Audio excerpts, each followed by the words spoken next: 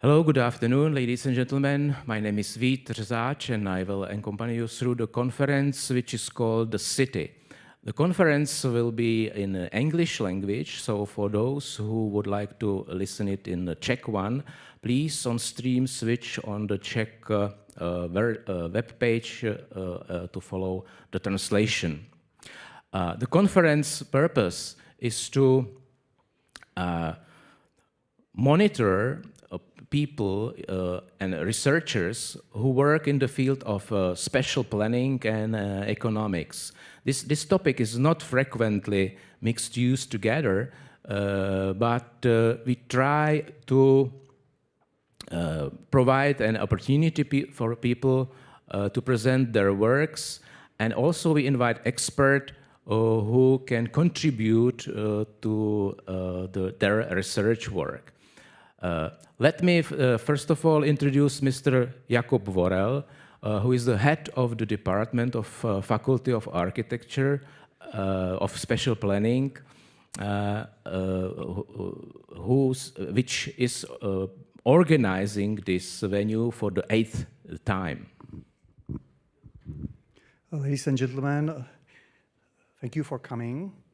I'm very happy that I can meet you and we can invite you here for the eighth year of this conference, student conference.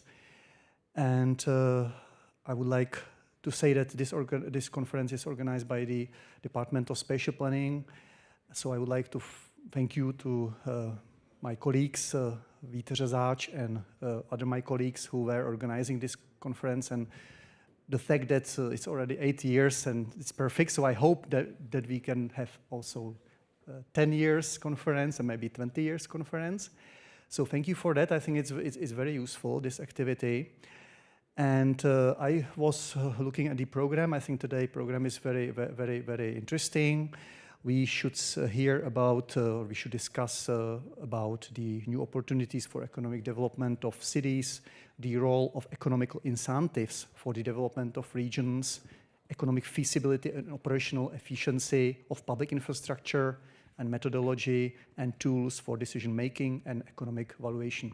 We will see whether I was right or not at the end of the conference, but that's how I saw it from the program. So me and my colleagues in the Department of Spatial Planning, we consider those topics very important for the spatial planning practice and research. And I wish we will have a lot of interesting discussion today, and maybe some other days we can also meet to discuss. Thank you for coming and enjoy the conference. Thank you. Thank you very much. May I ask for a next slide?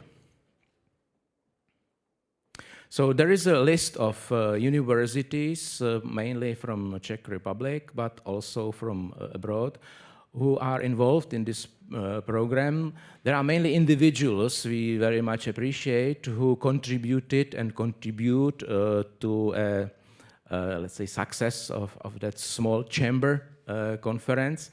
And if you have contacts or some inspirations how we could enlarge our family, please contact us directly or using our web page, if I may ask you. When we speak about the promotion of the topic and our universities, I'd like to give floor to a colleague of mine, Lukáš Soukup, who is currently working on the development of a new program at the Faculty of Architecture of the Czech Technical University.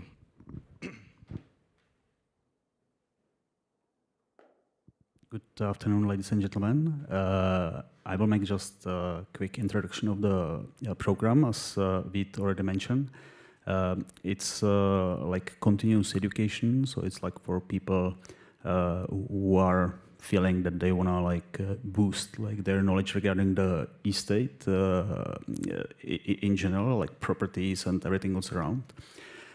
We have the main guarantor, Petr Urbánek from Prague Development Company, who is just helping us with the projects which students are developing during the program. We have 4 semesters till now. The current one is running these days. We are going to start with the second one in February next year. If you are interested into more detail, just please feel free to grab me during the conference or after. I can just give you more information. But in general, the first semester, which is running these days, it's about one single building development. Second semester is about the area which is being developed. All of the areas or sites are the real one, which are under the development of Prague Development Company. And it's something what might improve your knowledge for future, which you can use. Thank you. Thank you very much. And there are other programs organized by the Czech Technical University. Another one, which is a short-term course, 5 days, which is called City Development. And this is combined program for students as well as for practitioners and people employed in the public sector, in municipalities working in the city development. So, may I ask for a next slide? So I'm coming to the conference itself. The conference is divided into 2 parts. In the first part, we will hear work outcomes or a very short presentation of PhD students from different universities. And later, there will be always a short space for questions right after each presentation. And after the break, there will be lectures or short presentation of invited guests. We have an honor to have colleagues from the Netherlands, from Slovakia, and also people working here in IPR office in Prague, who are IPR is institution. It's a planning institute of the city of Prague, which is helping us to make this conference happen. So may I ask for a next slide? So there is a list of PhD students who will introduce their works in the first part of today's afternoon session. So may I ask Renata Kaščáková from Slovak Technical University, who works in the municipality of Trenčín, and she will approach a topic which is not very frequent, but the more it will be interesting for us. So the floor is yours. Thank you very much. Good afternoon. Seniors not as a threat, but as an opportunity in urban development. This is the title of my presentation. Next slide, please. Okay, no. Okay. Our research responds to the global trend of population aging. The forecast for Europe is a decrease in the number of inhabitants, as well as increase of the old age dependency ratio. And this means that the number of productive people per one person in the post-productive age is decreasing, and in 2070 it will be less than 2 people. At the same time, the retirement age limit is being shifted, and it's an adaptation of individual economies to increasing pension expenses and decreasing capacities of public and private savings. Here you can see in the table the different age limits in different countries in Europe, and you can see that in most of them it is more than 65. But at the same time, nowadays, we are witnessing also a converging trend of urbanization. And this means that worldwide, an ever-increasing number of people is living in cities, and it is going to be worse. But at the same time, We also find ourselves in a rapidly changing world of expanding discoveries and innovations in various scientific disciplines, which bring us new challenges at all levels, from the global community to the individual life. And these new findings, for example, in bioscientific and medical fields, which deal with prolonging human life or active aging, they bring a certain optimism to humanity when they indicate that the aging does not have to be negative for society. But on the contrary, it can bring some benefits that can balance or in certain contexts even outweigh the costs incurred. Similarly, the World Bank predicts that aging societies are not necessarily predestined to decline in living standards. However, it presupposes the change in behavior of individuals and companies, and also development of a supportive policy environment to help reduce the old age dependency ratio and maintain productivity, which seems to be the goal. So, very simply spoken, if thanks to the innovations, we can expect a longer life in old age, then the key question, in our opinion, is not only what objective conditions we will have for it, but whether we will also be subjectively happy in it. And how should cities adapt to this trend? In the theoretical basis of our work, we examine the origin of the senior-friendly concepts, their penetration in various meaning or social or scientific or institutional contexts, but for the sake of time, I just say that the roots date back roughly to the 50s of the last century on the grounds of the International Association of Gerontology. And since then, they have penetrated into a really wide variety of areas. Today we have senior-friendly devices like mobile phones with simplified control, many senior-friendly solutions in design and architecture. We have senior-friendly transport means, senior-friendly information systems, senior-friendly tourist destinations, senior-friendly restaurants, even the senior-friendly food.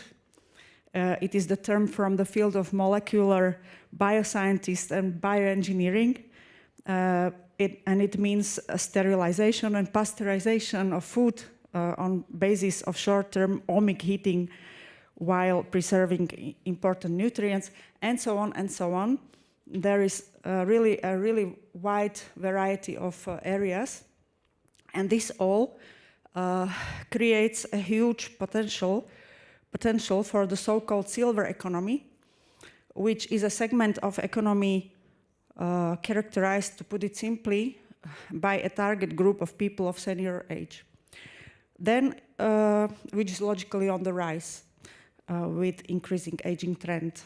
And there is also potential in the area of so-called social economy and social innovations. And while the silver economy is more related to the private finance or business, the social economy and social innovations are more related to the public or combined finance segment. And all of this has many implications for spatial planning, which is the subject of our interest. Well, as for the senior-friendly concepts in spatial planning, they have been implemented in this field relatively recently, about 10-15 years ago, and they encouraged also the development of global network of age-friendly cities, GNAFCC,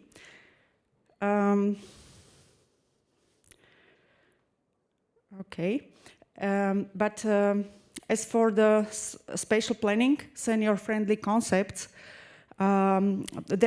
besides age-friendly city concepts, there exist several other city development concepts like smart city, 15-minute city, a livable city, sustainable city, and so on. But as I said before, it is not all about the improving of senior-friendly environment, the infrastructure, but also about what makes people happy. So in our research, we also consider it important to be inspired by the indexes of happiness research works dealing with measuring happiness of people in general or specifically of seniors. Our goal is to develop an integrated model that would place seniors as a possible development factor in the center of interest of spatial planning, while taking into account or integrating various already available existing models or methodologies and adapting them to the conditions of Slovakia. And we are asking 4 basic research questions. What are the already existing integrated concepts? What is the optimal integrated concept or model for the conditions of Slovakia? Thirdly, what can be the contribution of cities to this concept, integrated concept, since we know that in the division of competencies between state, regions, municipalities and other stakeholders, the municipalities have just limited part. But when taking a more detailed look, there is certainly a much wider scope for application of their own policies and activities that could contribute to the solution or common management of current demographic challenges. And the 4th question is, maybe this is that one which the most is the most related to the topic of this conference. And we are looking for arguments for the paradigm shift or change from perceiving aging or seniors just as a threat, as a weak point, as a pure cost item in the development of cities, to the contrary, to perceiving them as an opportunity, because we believe that the costs of senior-friendly projects and solutions in the city economy should not be considered just spent money, but it should be considered an investment in building the so-called territorial capital. And from this capital, all age categories can benefit. So our ideal senior-friendly city is not just a city with the best infrastructure, but a city where people grow old safely, do not suffer in higher age from poverty, from abuse, from separation or depression, and where it is possible to live with a sense of usefulness and inclusion. And the last slide is that with our research, we would like to prove that seniors, but also other groups of people with specific needs, we don't speak just about seniors, are worth putting at the center of spatial planning, for the simply reason of the old rule that a chain is only as strong as its weakest link. And this means that at the end of the day, a senior-friendly solution will bring benefits to everybody, and the age-friendly city could instantly become all age-friendly city. So that's all. Thank you for your attention. Thank you very much. We understand that this topic will have a growing potential. My first question is, you mentioned that your project is focused on some mid-sized Slovak city. Do you have already some selected examples? Yes, I will try to work with my city, which is Trenčín. And I have chosen this city, we have chosen this city because it already is very experienced in participation processes, in innovations, and I believe that they will be interested in such a research. So any other questions from the audience?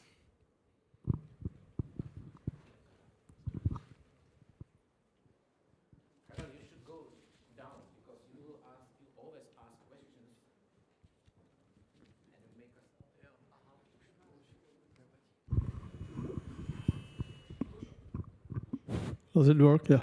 Apology for this nuisance. I have one maybe not quite fitting question because you are probably at the beginning of your research. But still, can you make a guess in which respect in Trenčín aging could be economic asset? Economic asset? Or yes, economic benefit, if you like. Because yes. you said that this is not only a burden, it's a benefit. Well, yeah. Let's be concrete.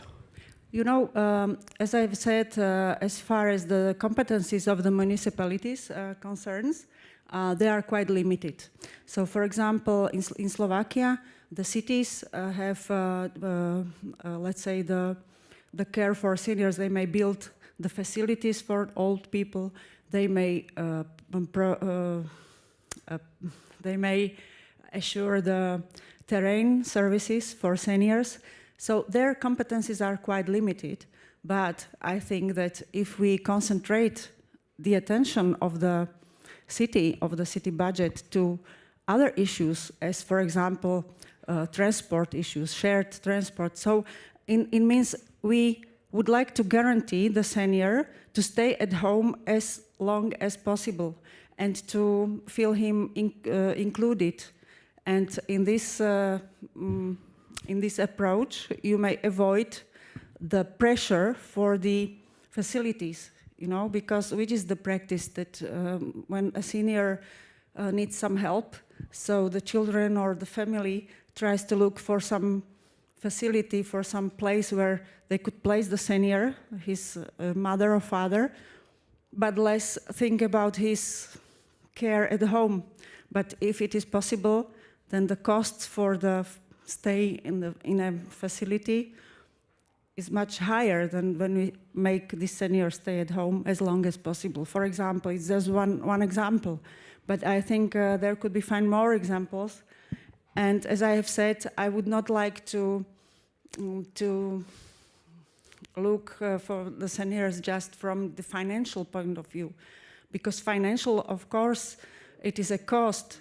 But if you look at him as an investment, so you can give examples to your children, you can make education, you can get much more benefits about putting investments, financial investments into seniors, also in intangible level, if you understand me. It is not just financial question, and that's why I'm speaking about territorial investment, because territorial capital, because when we build not just financial capital, but also personal capital, educational capital, and all this together can enrich the society, and that's why also we put the indexes of happiness into our measurement, because it's not all about financial success of the city. You may say, we have the best infrastructure in the world for seniors, but if the seniors are not happy in it, so are you a senior-friendly city then? That's our question. So any other question?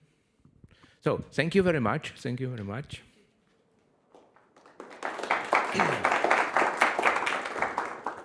Next speaker will be Benedict Gloria. I met him this summer on IREPS conference in Germany. IREPS is an institute educating experts in the field of real estate, and they have a very wide range of activities, I would say even worldwide.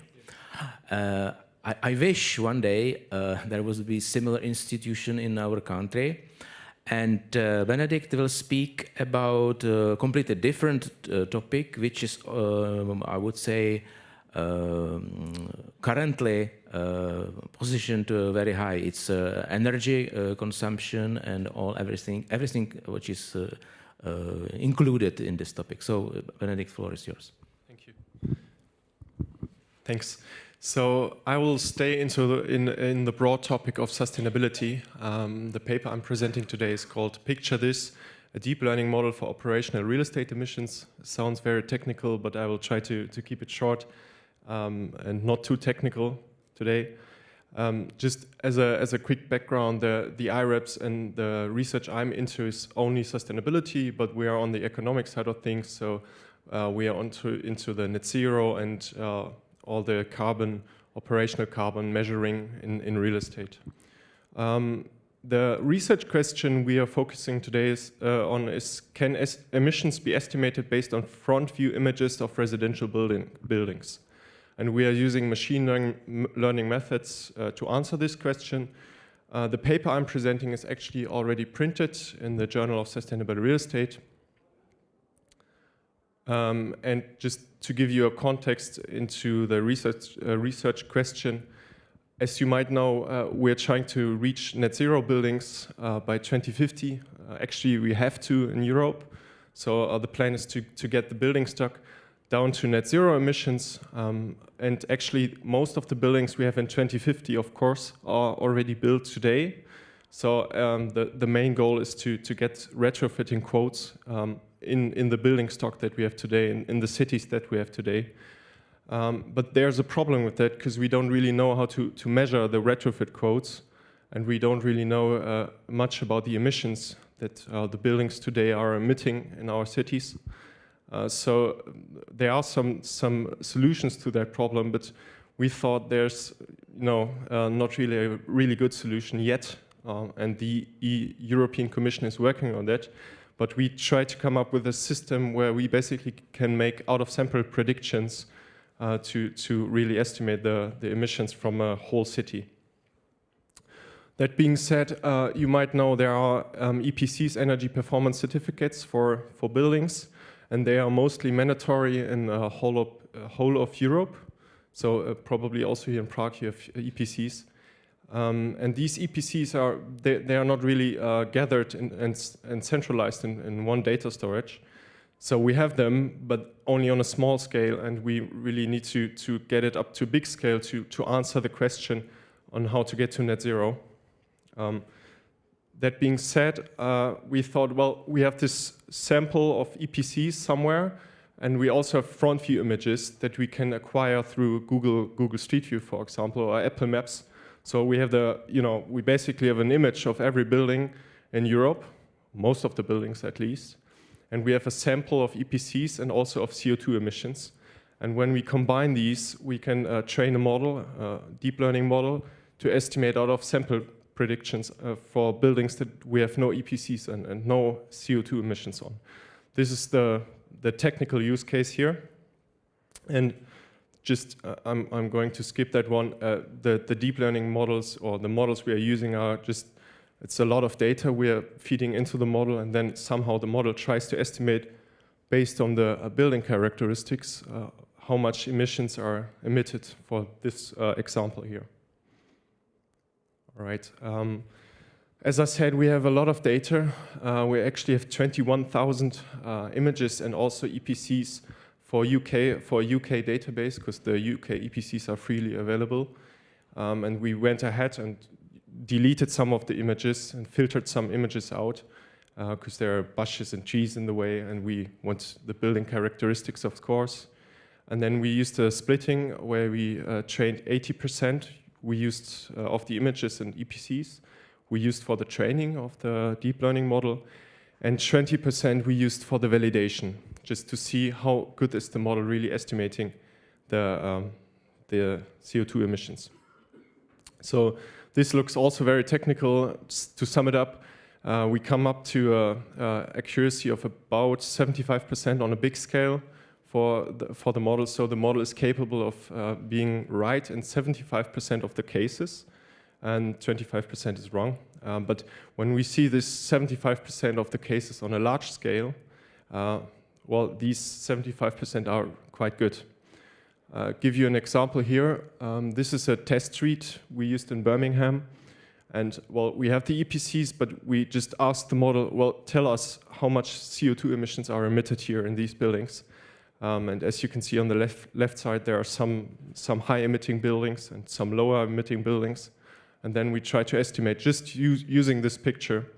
And our model was mostly right. You can see here on the right side, the accuracy. And this is actually the beautiful city of Regensburg, where I'm studying and doing my PhD. And if you apply this model on Regensburg, you can see here that you can really figure out which parts of Regensburg needs more retrofitting and more energetic retrofitting than others. Because here in the lower left side, you can see, all right, these buildings are doing quite well, probably because they are already new and already new heating systems in it. But then when you look at the UNESCO Heritage Old Town, of course, the emissions there are higher for the buildings there. So if you're talking about net zero goals and strategies, you might focus on the high emitting buildings, of course. And then, of course, you would ask yourself, well, how do you really know how the model works? When you use a deep learning model, most of the cases are kind of black boxy, so you don't really know how it works. There are some validation systems you can use, and we use an approach called GradCam, where you can see what the model is really looking at. So in this case here, just 3 examples, random images we took. You can see, all right, the model is not really looking at the street or at some bushes or cars in front of the images, but the model really tries to understand the characteristics of the house. And this is important just for validation. We did this for a lot of images, and well, the model is performing quite well. So summing up the results, we have a quite good accuracy, which is also good for future research. You can think about applying more data into the system, also asking yourself, well, can I maybe get some metadata from a large scale to also include into the deep learning model to get a higher accuracy? And then, of course, at the IRAPS, we always try to get some real-world utility with our research. And this is why we have this prototype of the system we programmed, where you just need to input your street address, and then you can load the image or apply your own image, and then you can get a broad overview of how much the building is emitting in CO2 emissions and how conform it is with the Paris Climate Agreement. You can see here in the bottom right, and this tool you can, of course, also apply on a city level. And this is also the connection for the conference today. Thank you very much for your attention.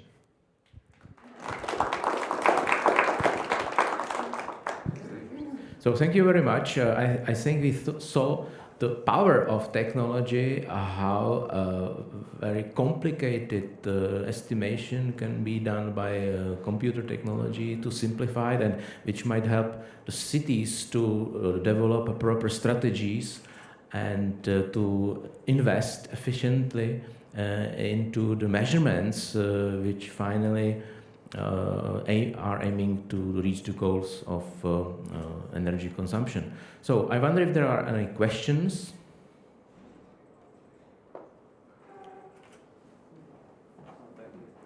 Just wait for the microphone.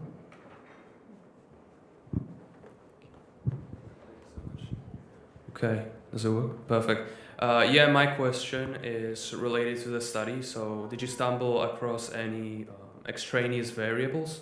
And if so, how did you tackle them? So this image deep learning model we used is just really focused on this one variable, CO2 emissions per square meter. And then on the other side, we have the image. We didn't include any other. So there's one actually, if you read the paper, we tried testing putting into the energy source. So if you have gas or oil, which we thought would influence the CO2 emissions, of course, a lot. And this basically brought up the accuracy 5 percentage points. But other than that, we didn't include any other variables. Okay, thank you. My question was similar but more specific if you included area of the building, but I guess you say you don't use other variables than the images.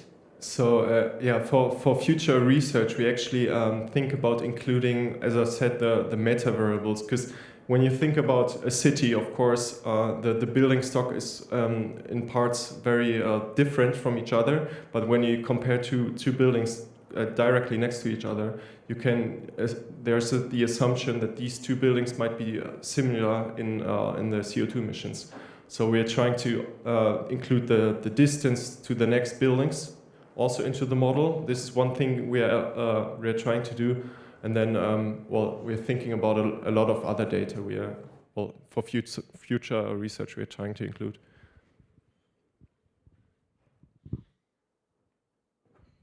You said that this is kind of black box methodology, but can you continue with that deep learning method to analyze what is so inconvenient with the facades, whether material or proportion of glass windows and the walls?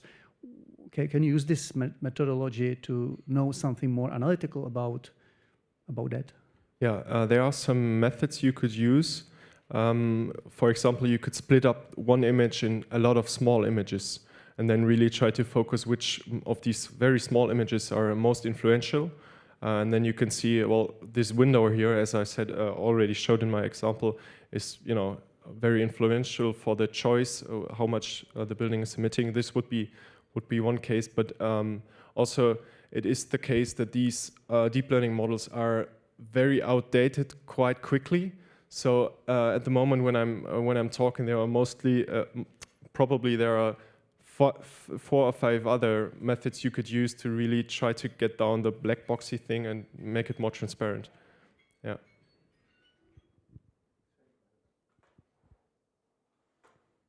Hi, I have a question about the cities. So we saw pictures of mostly single-family homes. How does it work in streets with taller buildings and you don't necessarily have enough space to take the whole building in?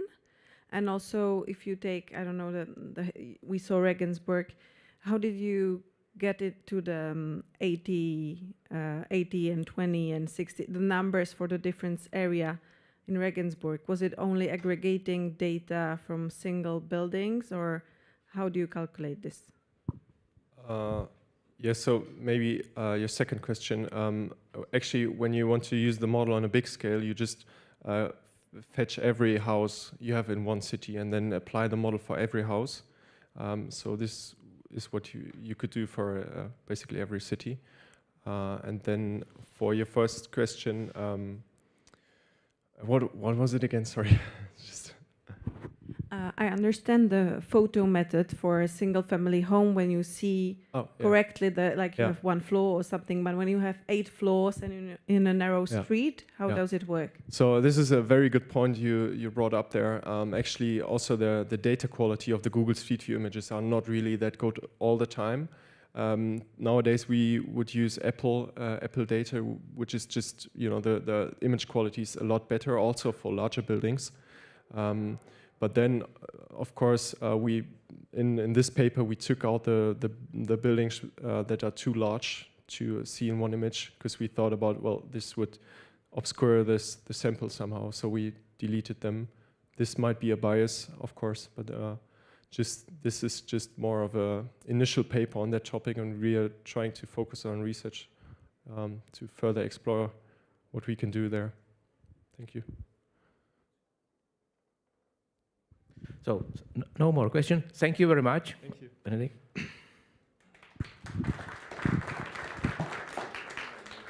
And now we switch from the dimension of one building to region. I'd like to ask Veronika Špírková, who will speak about the operational programs and their territorial dimension. Thank you for the floor.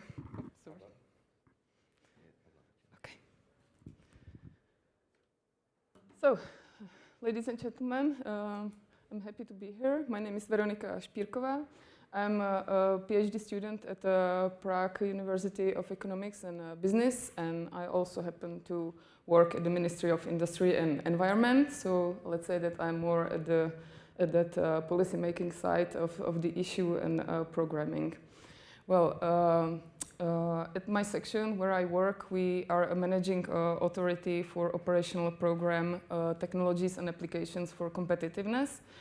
I'm not really sure if you're all familiar with what it is. It's basically a big funding program which is dedicated to this one, particularly this one, to support to entrepreneurship and businesses. Well, I have to admit that I quite had a hard time to find a topic for this conference because in general support to entrepreneurship is, let's say, nationwide, and we cannot really give advantage to one region over another. But then I took a minute. I was wondering, and I actually explored. I found out that I would really like to look deeper into our operational program and to find out if there is any territorial dimension to it. Let's say that if there are some forms which kind of help some regions which are less developed than the others. So I would like to ask you, what do you think? Is there any territorial dimension in our operational program? What do you think? Anyone? Yes, actually, that's my answer. It's not really black and white. So as I said, we cannot really give a support to certain regions because they are less economically or socio-economically developed. But there are a lot of shades of gray, let's say. So what would I like to talk about? I would just briefly show you what is the structure of our operational program. I would talk about territorial dimensions, briefly what it is about, and I will show it to you on the maps, what forms we have. I would show you also the statistics of the territorial dimension in our operational programs by showing you what calls for proposals we have and what forms of territorial dimension we can find there. And I will have a look on the performance of the Czech regions in these calls of proposals when their businesses apply for support, and I will focus specifically on the performance of structurally affected regions. So, as I said, our operational program is funding mechanism especially for businesses and entrepreneurship.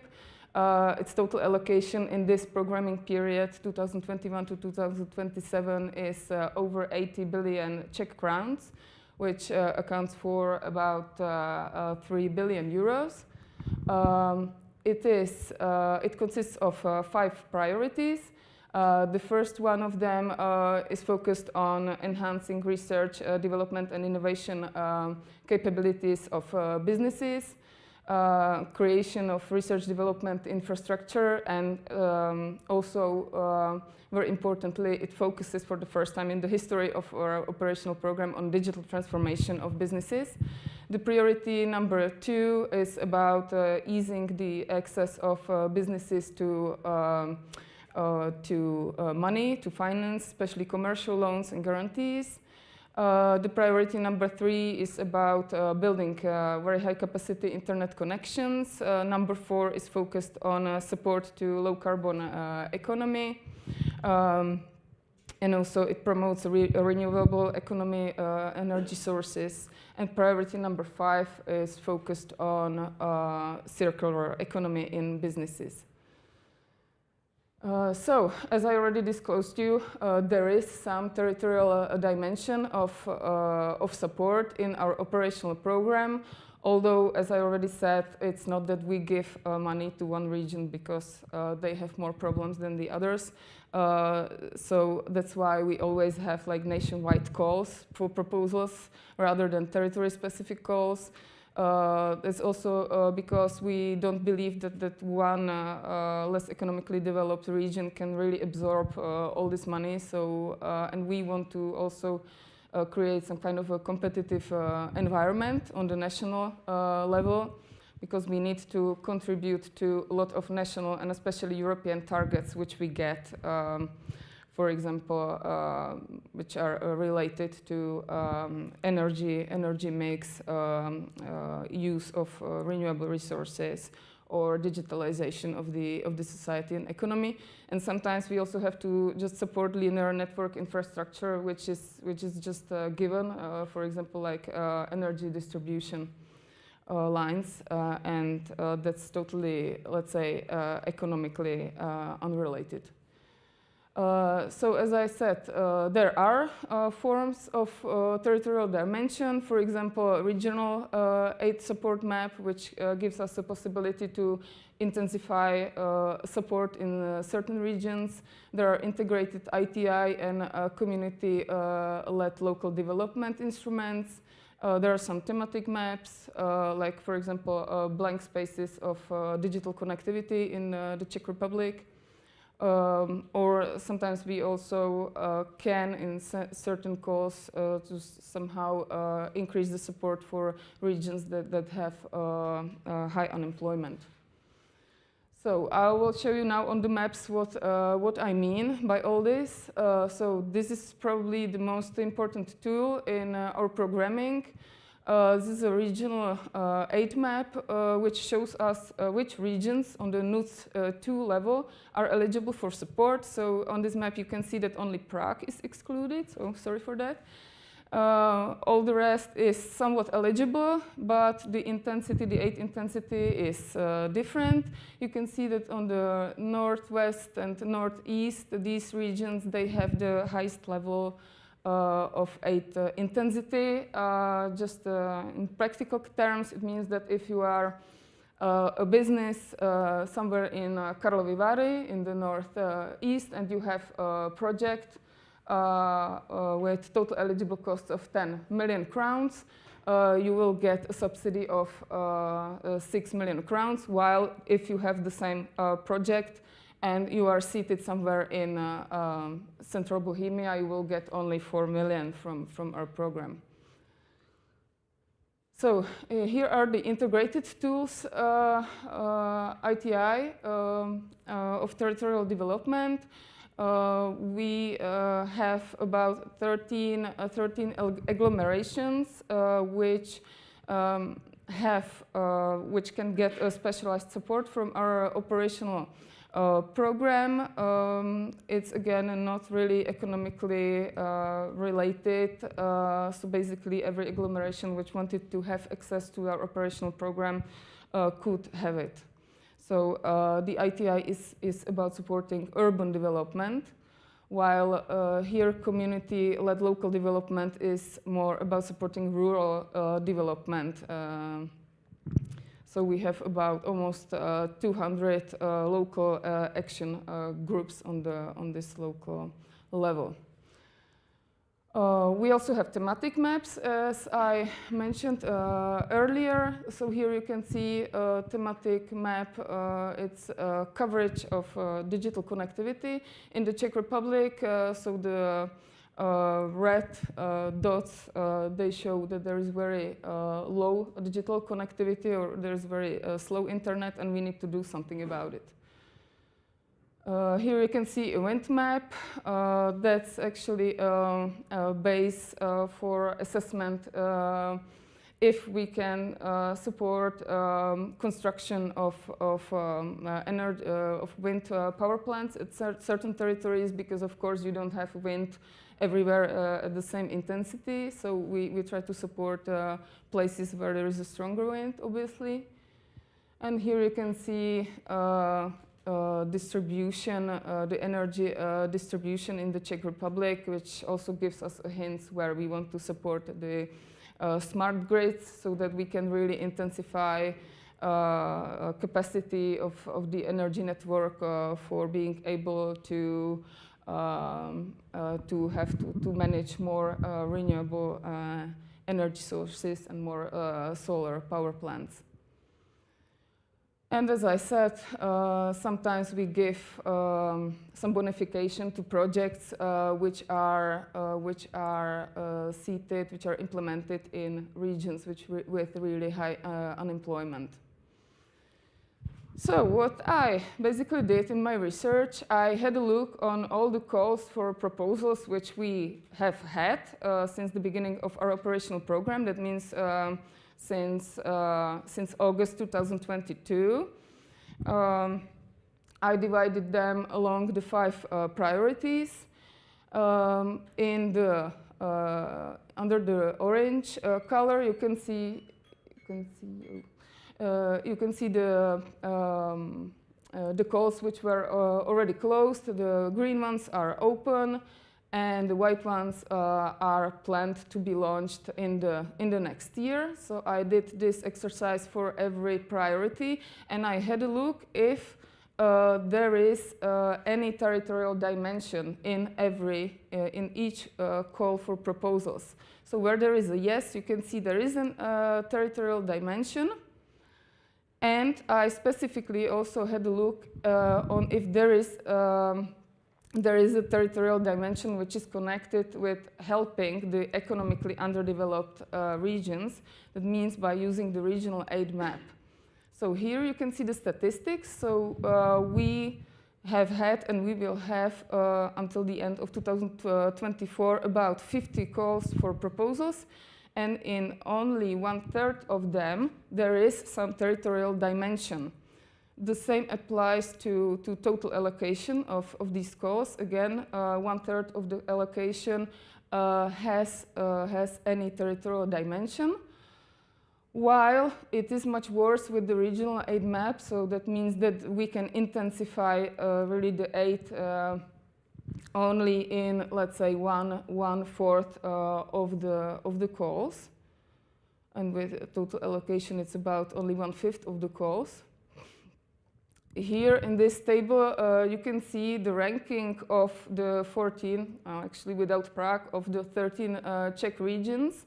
And on the top ranks, you can see the front runners in actually application for aid. And this is a South Moravian region and Central Bohemian regions. So we have most of the applications we have from these regions, also when it comes to total eligible costs. But what was really interesting to me is that we can see also 2 of the 3 structurally affected regions in this table at the top ranks. You can see Moravian, Silesian, and Ústí nad Labem on the 3rd and 5th position. While Karlovy Vary is also one of the structurally affected regions is at the bottom of this table. I just have to say that the structurally affected regions are 3. These are the ones in the red colors. And it means that they are really economically underdeveloped. They are lagging behind the rest of the country in terms of income, in terms of attractiveness to business, and so on. I just have to remind you that these structurally affected regions, they are located in the northwest and northeast of the country. That means that they are eligible for the highest support. So I was very interested if, let's say, this regional aid map, this intensification of aid, is anyhow motivating for these regions. And when I look at the numbers, I found out that when it comes to Moravian Silesian regions and Ústí nad Labem, they are indeed really motivated. The beneficiaries from these regions, they are very motivated to ask for aid, to ask for the money. And they have better performance in the calls for proposals, which include this regional aid map, this intensification of support. They are much more active than in the calls without this regional aid map. But it doesn't apply to one of these regions, that's Karlovy Vary. You can see that they are actually virtually almost non-active in both of these groups. So Karlovy Vary is a region which is really lagging behind, and it almost seems that our operational program, which is focused on innovations on the twin transition like digitalization and greening, it's actually not suitable for it. And it seems that this kind of region, which has, the Karlovy Vary region has the really smallest GDP per capita, that it probably needs some different instrument actually to help with their economic development. So that's all. Thank you. Thank you very much. I have one question. So, are there any indicators how successful those projects are, or do you have some lessons from the past? Because later on today we will hear a presentation of the city of Prague about future demographic development, and it is expected that about 300,000 or 400,000 people will move to Prague. And who will be these people? Most likely the ones from those blue regions. So how can we measure or indicate that those projects really work? Thank you for this question. Well, with every operational region, every operational program, this is the fourth one in the line since we accessed the EU. So we accessed in 2004. This one is the fourth one. We always have quite a wide set of indicators which we have to somehow fulfill, and we always make a midterm review in the middle of the programming period to see if we are actually successful in achieving those indicators, and we do the same thing at the end of every programming period. So we do have actually we do have some idea about if we are somehow achieving the given set of the indicators and targets. And based on this, we will what we have ahead of us is actually the midterm review, which we will start to work on the next year, and we will finish it at the beginning of 2025. And based on this, we will have to somehow adjust our operational program and make some changes to that.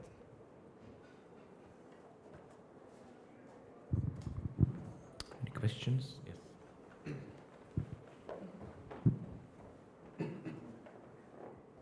Thank you for the presentation. I have a question to the last slide, where you mentioned that the OP tag might not be suitable for Karlovy Vary region because they are basically not, not reaching out for the money, and that probably Just Transition Fund could be better for them. Mm-hmm. Just Transition Fund will as well be there for Moravskoslezský kraj and also for Ústecký kraj. So if they got the Just Transition Fund and your support, they will be probably moving further, even more fast. So the Just Transition Fund will probably not be going to Karlovy Vary in any higher amount, than to these other countries, other regions that are already performing better. So why do you think that Just Transition Fund could be, could be a solution to it, Because I just see that the scissors are going even more, yes, away even for these three regions in the Just Transition Fund. Thank you.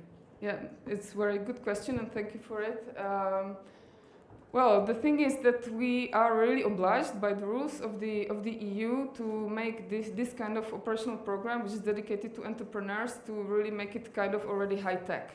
So even though we really wanted to still pursue, in certain cases, some kind of industry 1.0 or 2.0, that means we would support, some technologies which would have maybe some elements of automation, but not robotization. We are not allowed to do that. So our operational program is really for a kind of more high-tech projects. We had a lot of talks with these regions, and what we heard was actually that they are 10 steps behind this. They really need the basic funding actually of not this high-tech and Industry 4.0 or 5.0. They really need to step back, and they need investments into infrastructure. And that's not what our operational program is for. We are not allowed to do that anymore. That's why I said I gave an example that tools like Just Transition Fund might be much more suitable for these kind of regions. But yes, we can also think further if somehow if there are any tools which could help regions like Karlovy Vary to actually to develop better. But what I heard, Just Transition Fund has been almost depleted in certain ways, which were suitable for Karlovy Vary, like they were offering state guarantees for commercial loans, and this funding has been already depleted. So it means it is very suitable tool for them, but it probably needs a bigger size, it needs higher volumes, more money. So if that is enough.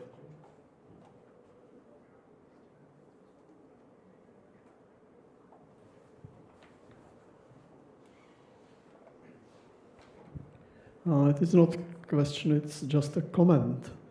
I think that the relationship between Karlovy Vary, Ústí nad Labem and Moravskoslezský kraj is not quite fair if you count only numbers of projects.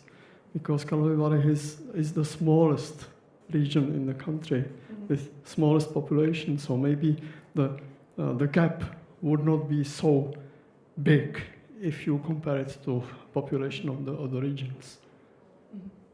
Yes, you're right. I probably didn't really say it correct, but I was more interested if there are any differences between the performance in the calls which were including the regional aid map and in the calls which were excluding the regional aid map. And in both regions, like Ústí nad Labem and the Moravia-Silesian region, I could see that the companies were really more eager to ask for the money in the calls where there was some intensification of the aid, while in Karlovy Vary it had really no role. So, and from what we could also hear from the entrepreneurs in the region itself, they were saying that it's too much complex, such an operational program and such kind of funding. So that was the message. I don't see one more question.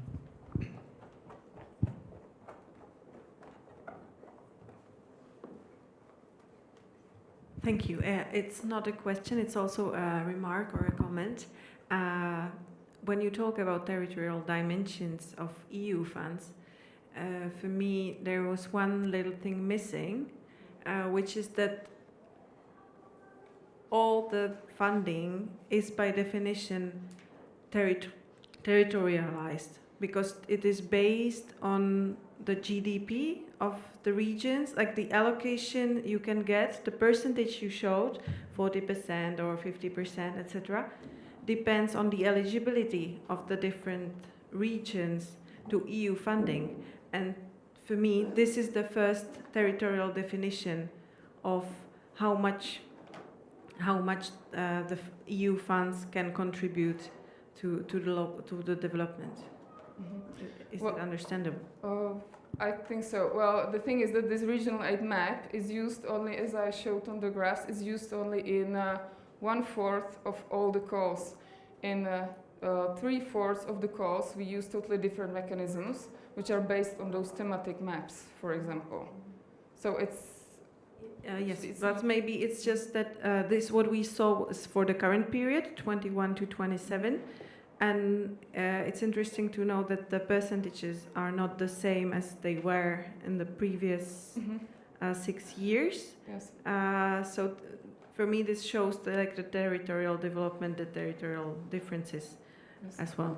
Yes, that's because the Czech Republic is doing better and better economically, so we are receiving actually much less support than we used to in the last programming period and even before. So that's actually, yes, a good message for us. So, thank you very much.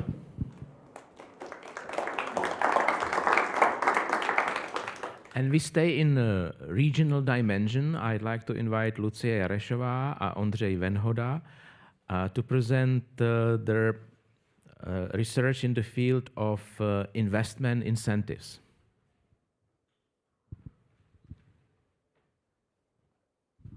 Thank you.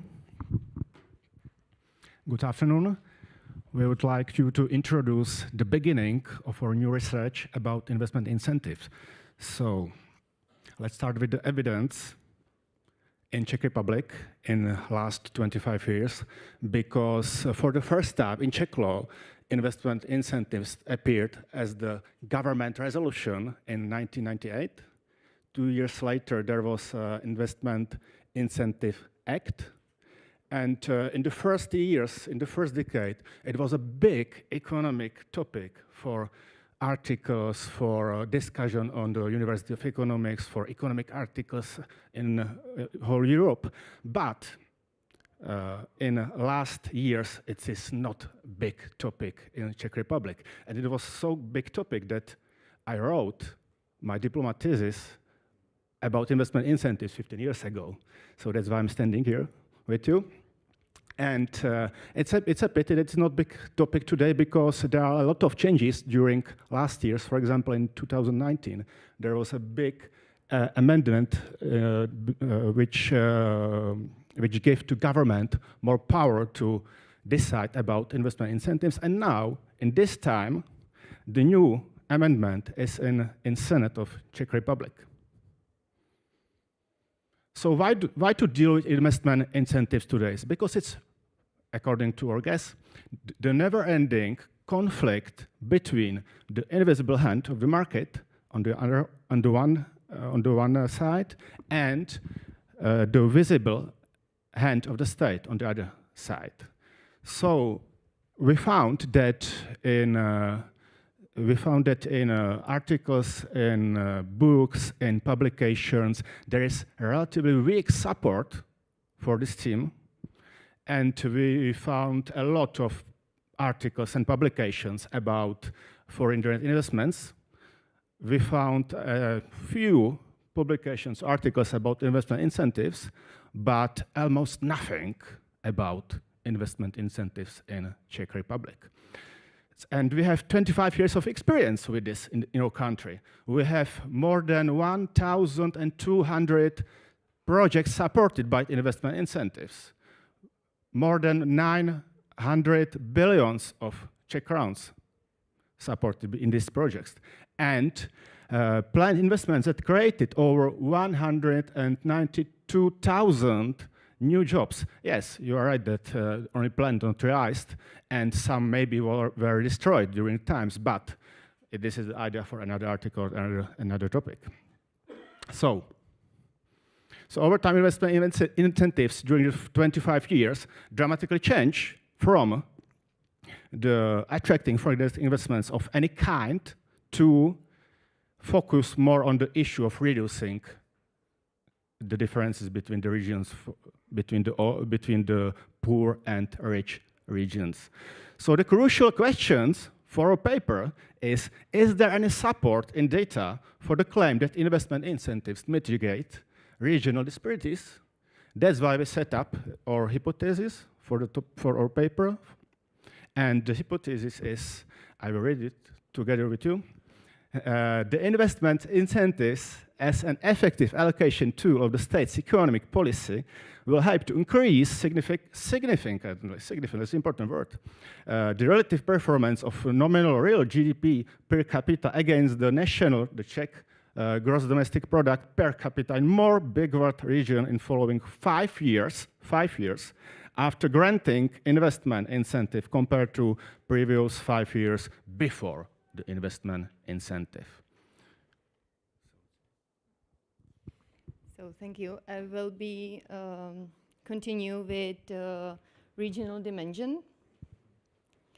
Yes, and as Ondřej said, investment incentives have focused more on regional disparities, on reducing regional disparities.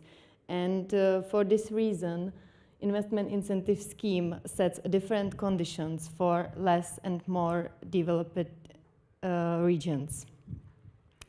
The advantage of supported regions lies primarily in the reduction of the conditions the enterprises must fulfill to obtain investment incentive.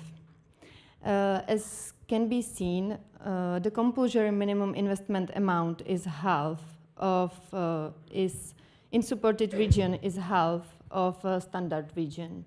And there is also no need to fulfill so-called value-added conditions in these supported regions.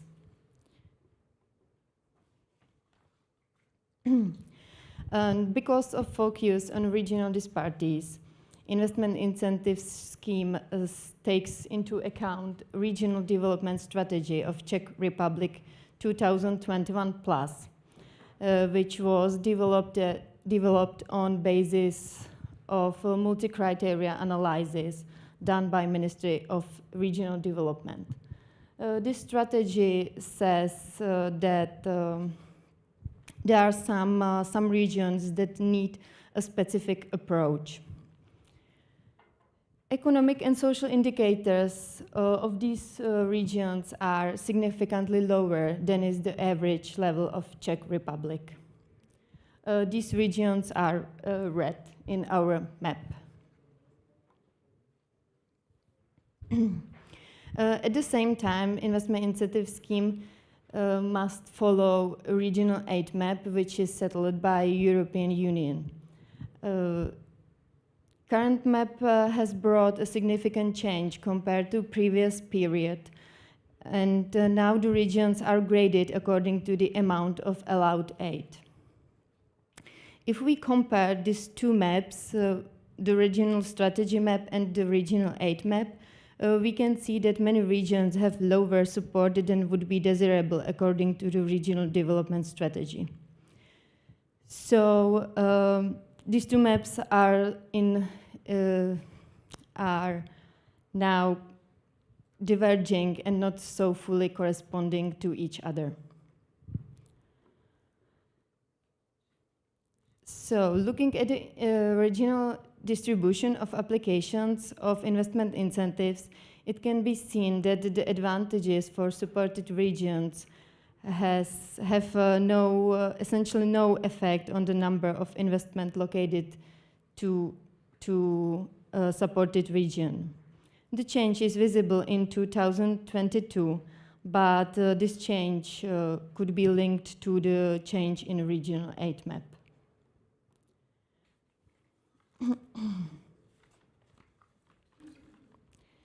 So trying to find an evaluation of the benefits of regional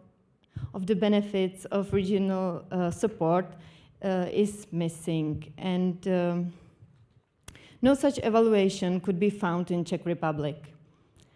At the national level, the benefits of investment incentives can be quantified on the basis of the state revenues generated from the realized investment compared to the granted investment incentive. But this data we cannot use at the regional level. Okay, so for the conclusion, our research will introduce the dynamic model of investment incentives in the almost 25 years of our experience with the system of investment incentives. And on the basis of the output, we can tell, or I hope we can tell, that investment incentives are or aren't the effective tool for the economic policy. And if yes, if so, okay, we are a key country. If not, whether it was due to number or the amount supported in a project in regions, and is the system set up in the right direction according to the new amendment. So thank you for attention.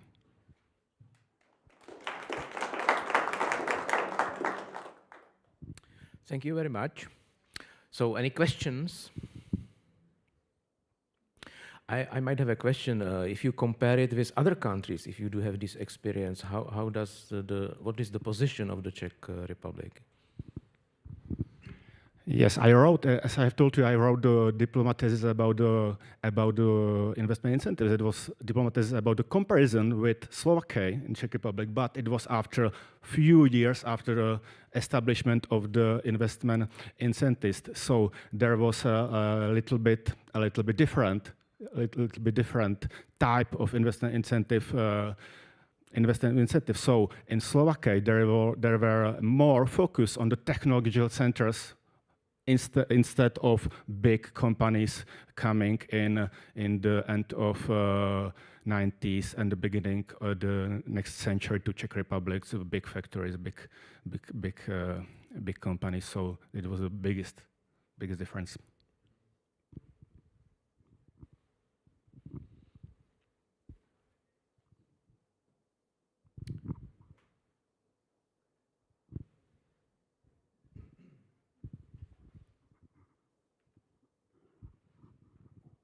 Můj dotaz možná je zásadní. Je pro takováto porovnávání a měření vhodné používat HDP? Protože vlastně ty projekty jsou daleko ohraničenější a HDP je velmi, velmi hrubé číslo. Děkuji. Díky, to máte pravdu. Je to okay, so you're right because it's yes, but economists usually use gross domestic product, but it's estimation, yeah, because we're now about black economics, grey economics, and so on. But if you now another better solution for us, you can come to us and you will write our papers with us. So, but I don't know what is the better indicators for this one. I don't know. So I think that the gross domestic product is the best one for this.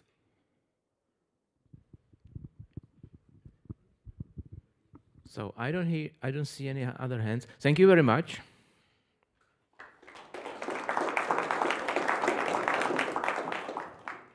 And last presentation by Dimitri Grishchuk from Technical University Brno will focus on public transportation in the cities. Yeah, thank you very much. I will try to make my presentation really brief because we are already off our time limits. I'm a third-year student of a doctoral program in Brno University of Technology. Also, I work as a transport specialist in Brno City Chief Architect's office. And my topic of dissertation is public transport networks analysis and optimization. And why I decided to focus on this topic exactly is because public transport is really expensive to run. For example, in Brno, the budget for public transport, only for public transport, is 16% of the annual budget of the whole city.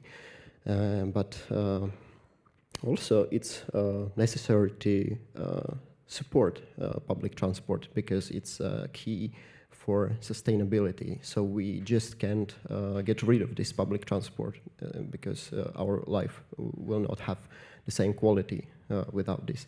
Or we cannot reduce the quality of public transport just to make 2% disappear from this ratio.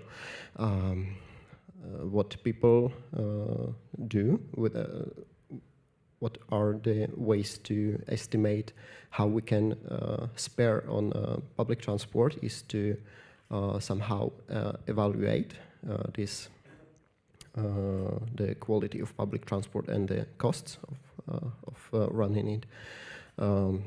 But there are not many methods or methodologies to evaluate it easily, or these methodologies are not easily reproducible, or there is not enough data. As a person with a modeling background or analysis background, I can say that many data is not accessible, or it's not an easy task to convert it to other formats to work with them conveniently. And software that is used in other methodologies is often proprietary, so it's really not every scientist or every researcher can have access to them. And if we use some proprietary models or proprietary methodologies, we can only trust the developers, wholeheartedly trust, because we don't really see how does it work on the inside. And how I decided to develop a methodology to overcome these limitations in terms of accessibility of data and the software. So the first step, the initial step that we need to do to estimate the quality of public transport is to provide an exploratory factor analysis based on 5 criteria, which one of them is coverage of inhabitants by stops axis area, which I assigned 300 meters, because when I initially tried to run this example with 500 meters, it turned out that 98% of people had access to the public transport stop, and I'm talking about real walking distances, not the beeline distances. Also, there are other important values such as departures count, routes count that traverse the analyzed area, the stops count, and also the count of other zones that can be accessed from this analyzed zone within the time limit of 20 minutes. And the second step is to run a transport model, which I've chosen the MATSIM suite to do this job. For this, we need to have road and rail networks or other networks that we want to be separated, a public transport schedule or a timetable. We need to prepare synthetic population for this model and so to configure it somehow. But this is the thing that most of the inputs, how the most of inputs look like. This program doesn't have any graphical interface, so the person doing it needs to have some technical background or being able to program some things. Or with this method that I propose, they can just reuse the code samples and other things that I provide. And the MATSIM is a simulation, and it needs a minibus module to have the routes innovated. So the purpose of it, we need to see the main goal of using this module is to see how the public transport system changes when it's not put under the limitations of the current market state, because it's something like a Wild West for public transport when you don't have any regulation whatsoever.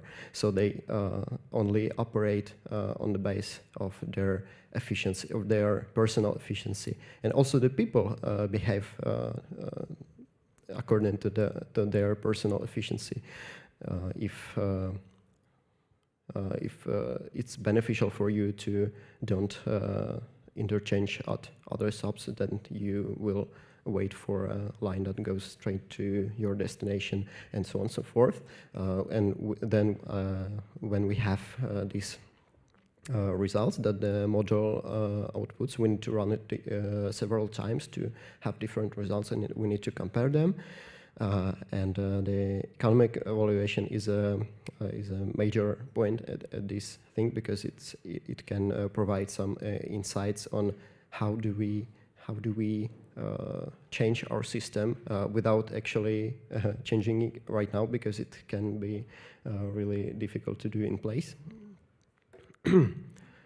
Yes, the enterprises that are simulated within this model, they have their efficiency based on costs and based on expenses and and the incomes. The more passengers they carry, the more profits are, and the more efficient their routing is, and the more efficient their timetable is, they benefit from this. And also the capacity of vehicle and how often it serves, it has an impact on the result. And you may ask, where do we take all this data? But because all this work was based around open source data and open source software, so I tried to find all these sources, and Czech Republic is really good in providing this data about the country and its parts. But it's not ideal, so I had to implement some tools to download this data, because it's not in downloadable format. So I needed to really scoop this data out of some databases. So here you see an example of map of educational institution, every educational institution that there is in Czech Republic. It's provided as a shapefile, and anyone can download it under open license, because it's already open data, but it's concentrated in one place. And here you see the other resources that I have used throughout this work. And other thing that needed to be addressed is different level of spatial precision. So I decided to have four levels for different data sources. And the most interesting thing is a result. This is the initial step. How is the quality of public transport now in different areas of city of Brno. It's unsurprisingly, the center is the best served by the public transport, and the outskirts is the worst. And also the interesting thing is comparison to the count of workplaces within the area and how it stands among others. Also, I have prepared network data. It's only a graphical representation because the model doesn't need it to be graphically presented. Somehow it needs to have tons of lines of code or other text files. This is a network. This is facilities that have been used. So there are houses, there are schools, there are shopping places and other things, other main activities that people run throughout the day. What I need actually to do, I need to run this model, but it's coming really soon.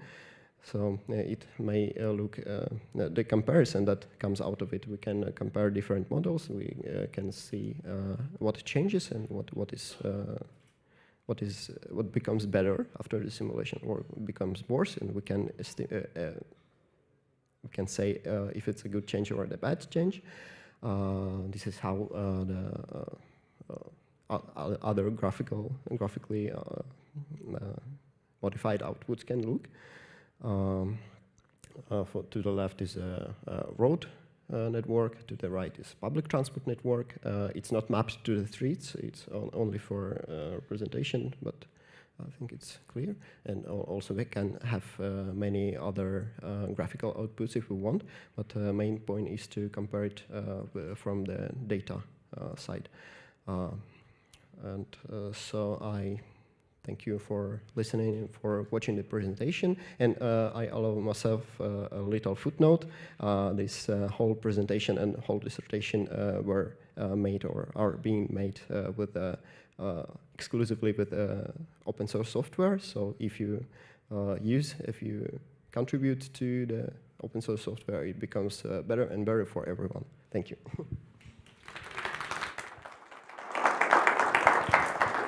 So thank you. Are there any questions? I know that we are over time. My question is just one question regarding the destination. So have you also studied the target or where do people travel? Is in the city? Of course, it's one of the basics that needed to be done in order to run this model.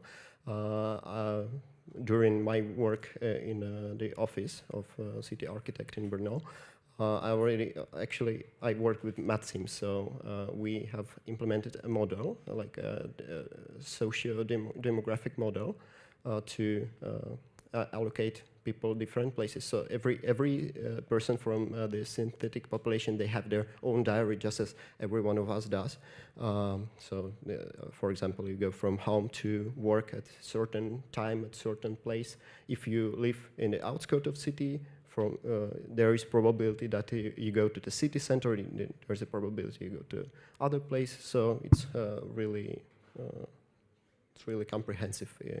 If you go deeper to that, I can provide the details if you'd like, but I didn't want to be very technical. It's really a huge topic. So if you're interested, you're free to ask. Thank you. Thank you very much. This was our. Thank you. It was our last presentation of the first part. Now we have a break, and at 2:45 we will meet there for the second part. Thank you very much for your attention.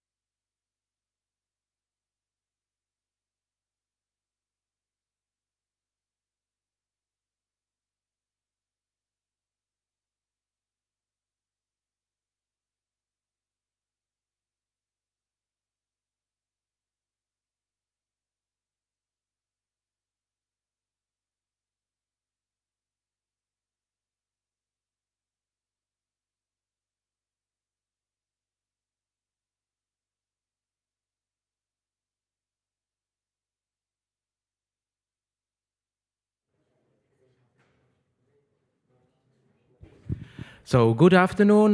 We will begin the second part of our conference, which is called Město, the city. And in the second part, we will hear presentation of invited guest speakers. The first one will be our colleague Martin Kanters from the Netherlands. He works in the municipality in the city Tilburg. And I asked him to present the way how in Holland combine planning, economics, financing, and in the terms of city development. Thank you, Vít. Thank you for the invitation also. Dobrý den, dámy a pánové. It's a very, very big pleasure for me to be back in Prague after, again, a few years of absence. I lived and worked here in this beautiful city, maybe the most beautiful city in the world, between 2000 and 2010, and my Czech has become a little bit rusty, but you never know, maybe occasionally I put in a word or two. So, Martijn Kanters, I'm a city developer at the Dutch city of Tilburg in the south. I'll tell a little bit more about that. And yeah, the title is The Economics of Urban Planning. As Vít already said, he asked me to talk a little bit about the connection between economics and finances and urban development. Basically what I'm going to do to you, because I will do this actually quite fast to save time for questions and hopefully a bit of a discussion. A little tour of Holland from the national level, the regional level, and all going down to the local level. So it will start with the country and it will end up with a very small specific place in the city of Tilburg where I work. And I hope this will give you an update of basically what's happening with urban development in the Netherlands. For some of you, maybe the context, this map you see is Holland with the lighter colors, the connections to Belgium and also to the Ruhrgebiet in Germany. We are one of the most open economies of Europe. Unfortunately, we have some election results in this morning that put a party in the leadership that is not so crazy about Europe, but luckily enough people in Holland still see the added value of being member of the European Union. I want to say that on this important day in our country, here in Prague. All these red lines and dots you see is basically how we look at Holland now. In the early days, the part with the biggest red dot, Amsterdam, and the two smaller ones, Den Haag and Rotterdam, with the big port in the southern part of what we used to call Randstad. This is basically the most urbanized part of Holland, and a little bit in connection to the earlier presentation about regional development and the impact of investments on the regional level. A lot of the investments in Holland have actually gone to that most urbanized part. And for many years, this part was also seen as the economic heartland of Europe and of Holland.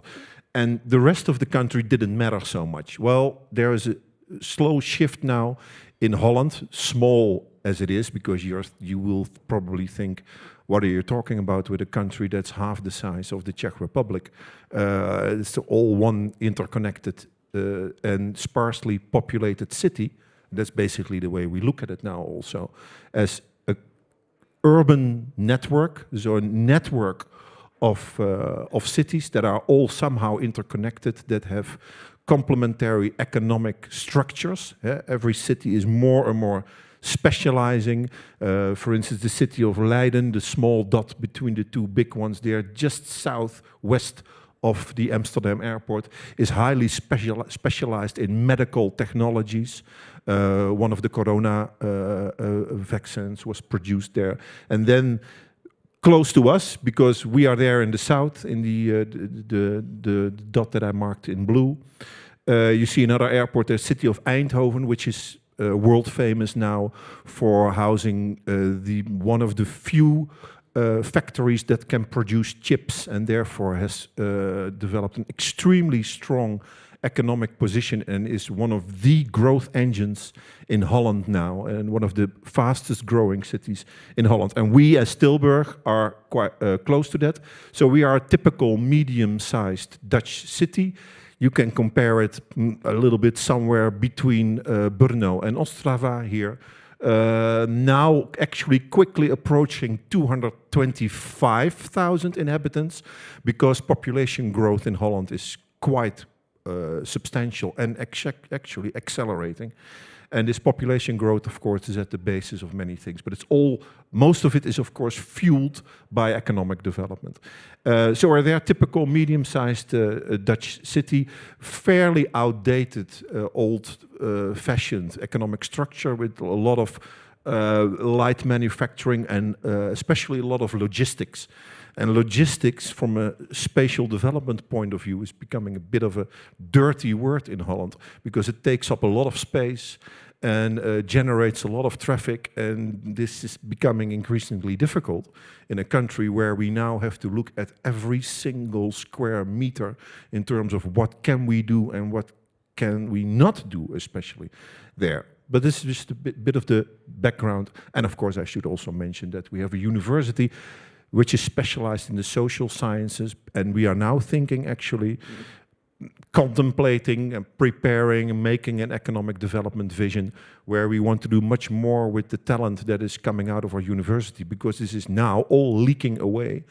All the university graduates from Tilburg find jobs in other cities in Holland, because we do not have the local economic base to employ these people, because our economic structure is more traditional. So that's a big ambition that we have. So on the national level, I could talk all afternoon about this, so I will really try to be very fast, very short. About 15 years ago, a process of decentralization started in Holland in terms of urban planning. The responsible ministry, so let's say the Dutch Ministry Pro-Missie Rozvoj, was abolished with the message, we don't need national planning anymore, we're going to decentralize everything. And it's up to the regions and the municipalities, and the national government will retreat. Well, especially because of the big challenges since that time, and that are the challenges that are becoming much more pressing. Now the national government is slowly taking back this lead. A new national spatial vision is in preparation, and the buzzword now everywhere in Holland is integrated. Let's desectoralize everything, because in most countries, and actually in Holland still, as on the national level, as on the regional level, and also on the local level, everything is quite sectoralized. So you have a department of mobility, you have a department of housing, you have a department of economics, and it's all working in its own comfortable little compartments. But that's not how we should plan anymore, of course. Right? So we are really making big moves towards integrated urban development plans. And what comes now with that, so it's one part is the planning, and here comes the connection, Viet. So one part is the planning, and the other part is then we immediately, in typical Dutch fashion, because we are, let's say, fairly financial and economics-driven country, we couple that with measurable ambitions and also with new subsidies. So now it's all driven by an extremely tight housing market, fueled by this acceleration of population growth, of course. And new instruments and new financial instruments are being designed to stimulate the desired developments. So then one level down, let's see how this works. Yeah, there we go. This is a little sketch from what we now call the Breda-Tilburg conurbation. So we are the city there. On the right side, in the eastern part of this region, we have a neighboring city, Breda, which is very similar in terms of population size, slightly smaller than we are, with just below 200,000 inhabitants. And there's a lot of villages, and actually not so visible on this map, a lot of green space, Natura 2000 areas are also in this region, which now in total has about 1 million inhabitants. So together with this neighboring city, we are thinking also on this level on what is now an appropriate urban development strategy, and actually a new strategy for this region, which also has a very typical urban settlement pattern, which we call a mosaic urbanization. So not contrary to other parts, especially the western part of Holland, where all these purple parts, which are the, let's say, inhabited areas, the villages and the cities, are just all clogging together and it will become one big city now. That's something we want to prevent in this region. So we are focusing on high density urban developments in the inner city, and much lower and lower levels of development between those cities. So this is now going through instruments of regional urbanization agreements. So with the national government, we basically agree on our plan, and it's also coupled with an investment program. So I mentioned most of these things already, and we have also connected to the national ambition. We have our own objective in this region, so this is both cities connected, about 100,000 new housing units by 2035.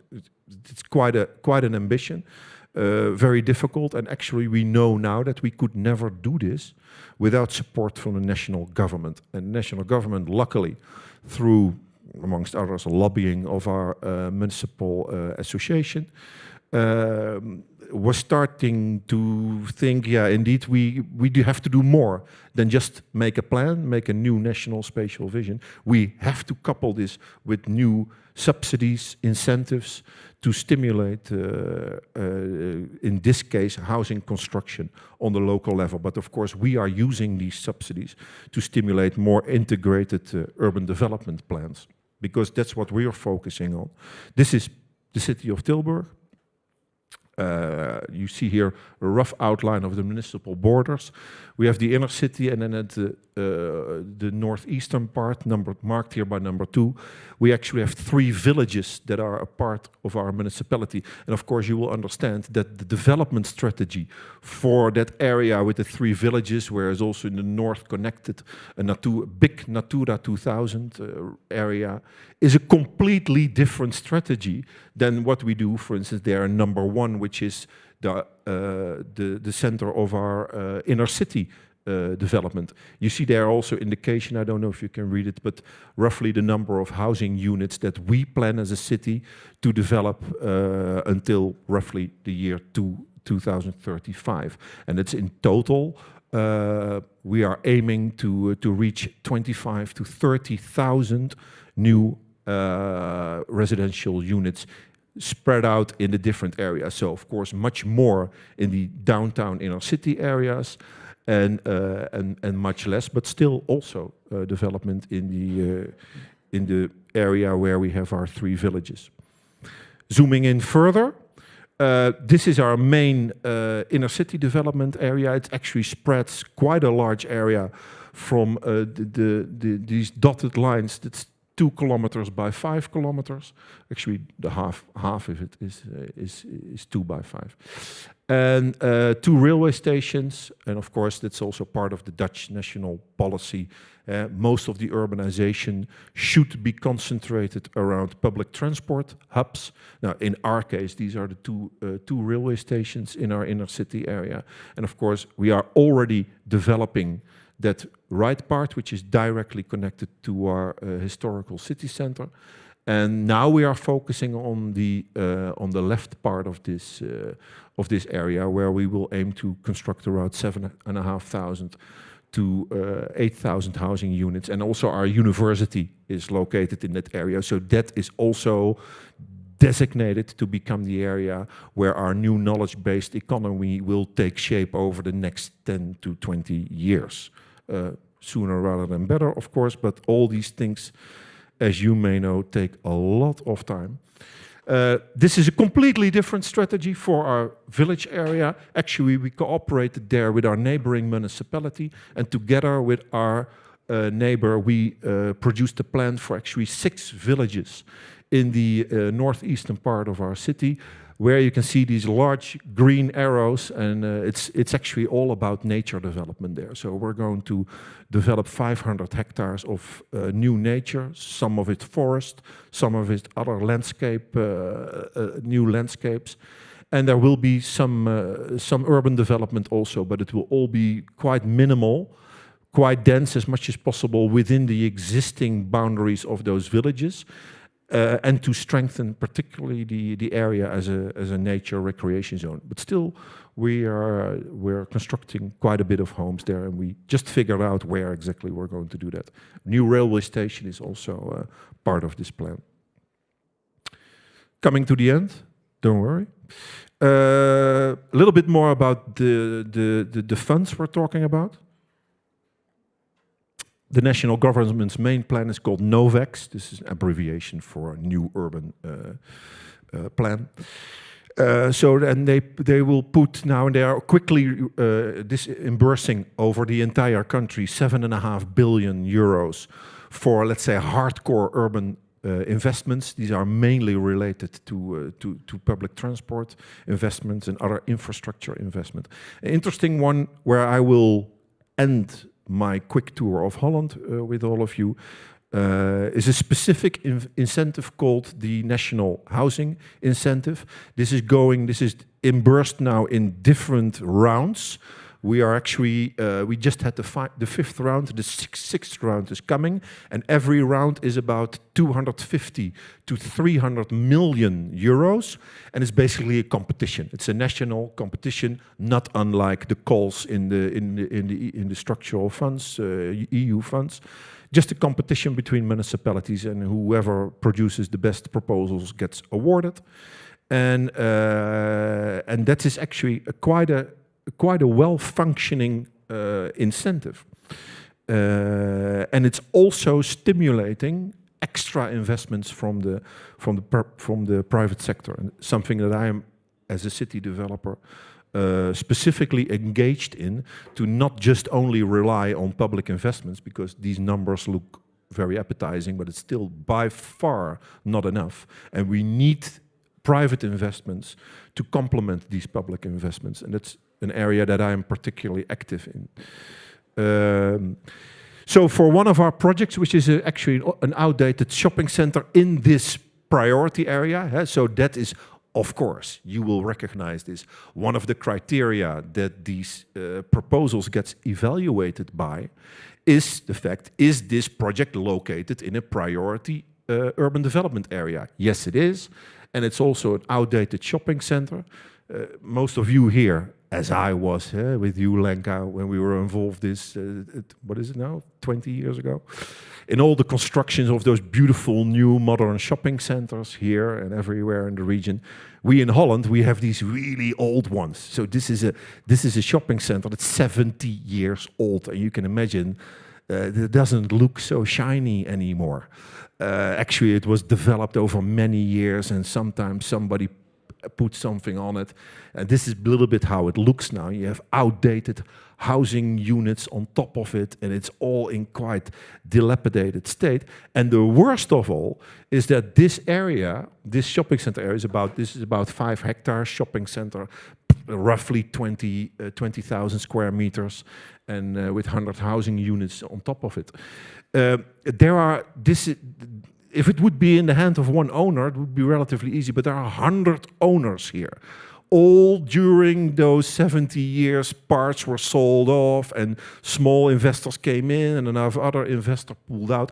So it's extremely complicated to get all these people in one room. Actually, they wouldn't even fit here, for your perspective, to get them all in one room and to agree on a plan, because at the same time, this shopping center has become so old, it is really not functioning anymore, has become a bit of an eyesore in our city. And yeah, of course, our deputy mayor wants to do something with this, but he was also thinking, how are we going to do this? Now, we put some extra energy on it, it's part of my role also. I said, guys, we have to do something, because we have a chance also. This national housing incentive provided a bit of a nice sausage that I could put in front of them. Say, guys, if we work together, if we make a redevelopment plan together, and we manage to add also a minimum amount of affordable houses, because it's another important selection criteria, is the minimum amount of affordable homes that are being built in a project proposal, then we get an opportunity to get this funding from the national government. So that actually worked quite well, and it also incentivized us as a municipality and all the private partners, which there are many here, to get together and make one integrated plan and not only focus on those housing units, but also think of the future of this shopping center. Because, of course, being 70 years old now, it's by far not functioning anymore as a shopping center would. So we made our first plans with a much better routing of the shopping center, which will eventually benefit the retailers in that shopping center. And thereby, we, as a municipality, we not only got some financial support directly from the national government, but it really helped us to come up with better plans. So this is now the other way around, Viet, how a financial stimulus can actually help to produce better and more integrated urban development plans, because it's helped us to get all of us together and to make one complete new plan for this shopping center. And it really stimulated us as a municipality to work this way. So this is short trip, national, quick, very quick, of course, national update, how it works on the regional level, and eventually ending up in this shopping center in my town of Tilburg. And I'm happy, and I hope there is some time to share something and to do some questions.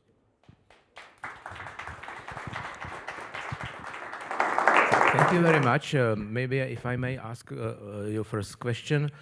In your plan, the national plan, you speak about affordable housing. What about the other housing, which are in a free market? That's never a problem. Every commercial property developer will always build that. Call it the non-affordable housing. So that's always easy. The problem is, of course, in affordable housing, maybe very short, in Holland we have definition criteria for affordable housing. Maybe you want to know that, yeah? So in Holland, affordable housing is 3 categories.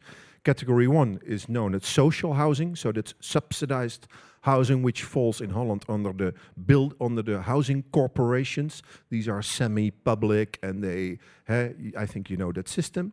On average, depends a little bit on the size, but the rent usually, because it's subsidized, also comes out at somewhere between 500 and 700 euros per month. So that's really, you could say, affordable, I think, even here. The second category is what we call affordable market rent. So these are lower quality rental houses, but for the commercial market, so non-subsidized, up to 1,000 euros per month. So that's category 2. And category 3 is affordable buy apartments, so purchase apartments. And there it's defined now as a maximum of 335,000 euros per unit. And that's then classified as affordable in Holland, because, of course, every country will have its own classifications depending on your living standards and average incomes. And what is your, if you know the estimate, what is your proportion between affordable housing and free market houses built? So how many in percentage? So? What we see now is that, and that's mainly thanks to this new incentive by the national government, housing construction at this moment in Holland, if I would have to estimate, I think it will be roughly 60% affordable in a combination of those 3 categories, and 40% basically free market. And that is then everything above 335,000 euros sale, and of course commercial rent apartments. Yeah, which I think not dissimilar here in Prague, but in Amsterdam, if you want to rent an apartment of 100 square meters, yeah, you have to count on 2,500-3,000 euros per month. But yeah, people working there can pay this if they have a decent job there, of course. Thank you. So, any questions? Just a second. Thank you for the presentation. My question goes to the social and affordable housing. So in this project that you have shown us, the flats stay in the ownership of the previous owners. Do I understand it right? So the city becomes not the owner of the social or affordable houses. No. So what do you do? I guess this is a limit. There is a time limit for the social housing, or is it forever? This is my first question. Yeah. Okay. It's forever, and yeah, it's forever. It's yeah. forever.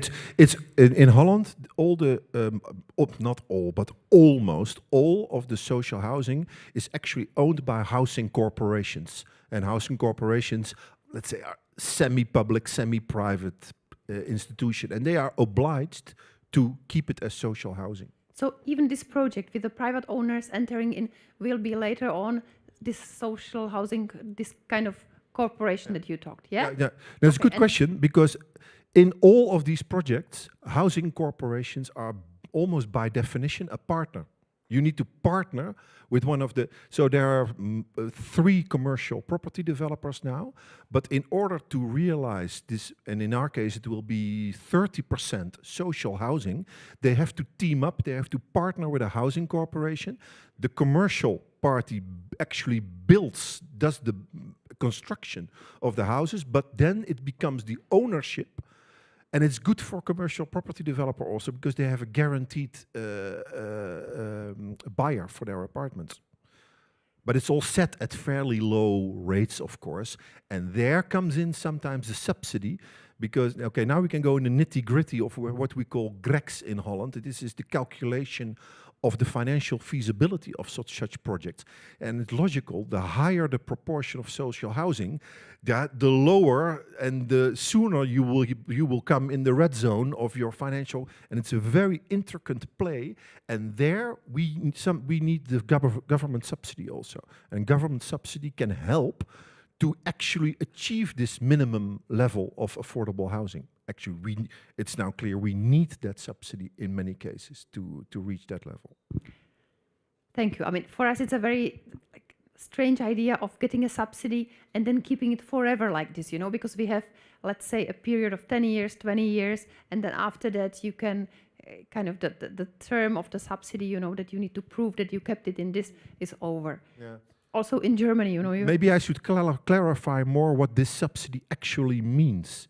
This subsidy is mainly a subsidy into the investments in the public space. This is, let's say, hard investments, and in this case, all related to mobility also. So the subsidy will cover part of the construction of a parking garage, and as some of the people in the construction business may know, that parking is always the big red flag in terms of minus, costs more than it generates. And in these cost-benefit analysis, that's why the national government then comes in to support that and to actually support the whole business case of the development to allow for a larger proportion of affordable houses. If it would be all non-affordable houses, we wouldn't need that subsidy also. Yeah? Thank you. And my second question is, so in Tilburg you have, I guess, like city-owned companies that have these housings, you know, they're not city-owned. No, they're. So does your city own flats for no, social housing? No, we don't own anything. No, so your city doesn't have anything. No. No. Okay. Thank you. It's a bit of housing corporations. It's a bit similar as the German situation. Housing corporations are semi-public private institutions. They can make profit in certain areas. In other areas, they cannot make profit, and they have to adhere to a number of government regulations where their main job is to provide for affordable housing, and so they are very strictly, you call it very strictly regulated private companies, something like that. Bit of a mixed form, but it works, I have to say. May I ask a question, or maybe I make a comment on this? That if you have some example, or could tell us, because I think this is a very good practice, something which we could be inspired by. And this is the really supportive political environment that I was also mentioning in my presentation, which is needed for social housing. But the topic of my interest are seniors and senior-friendly cities. And my question would be if there are some examples how these affordable houses are applied in relationship to the seniors. I mean the community buildings, you know, community housing, or the projects for seniors, for example, because this is the group, target group which needs this affordable housing. I wish I could go back to one of my previous slides, but I can't. Doesn't matter, by the way. This, what you say, and senior housing is especially a topic in our 3 villages. It's a bit, of course, typical for villages. They have a different demographic composition, and actually, a lot of our elderly population is living in those villages.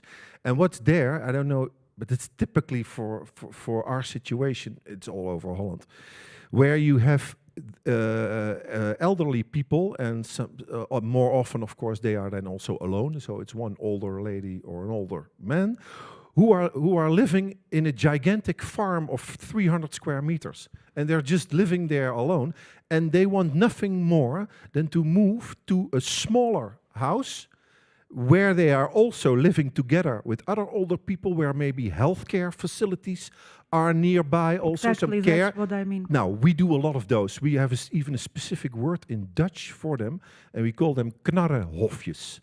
And these are, let's say, specific housing concepts for older people who are ready to move to a much smaller house, but like to live in proximity of other older people, where often also basic healthcare facilities are somehow organized, where there is a feeling of community, because older people, they are sticking together more, they like to help each other, and we do that more and more, and that's especially in our villages. We work specifically on such concepts, and it also helps the rest of the housing market, because as soon as 1 or 2 of these older people move out a house that is way too big for them, it opens up this house for a young family.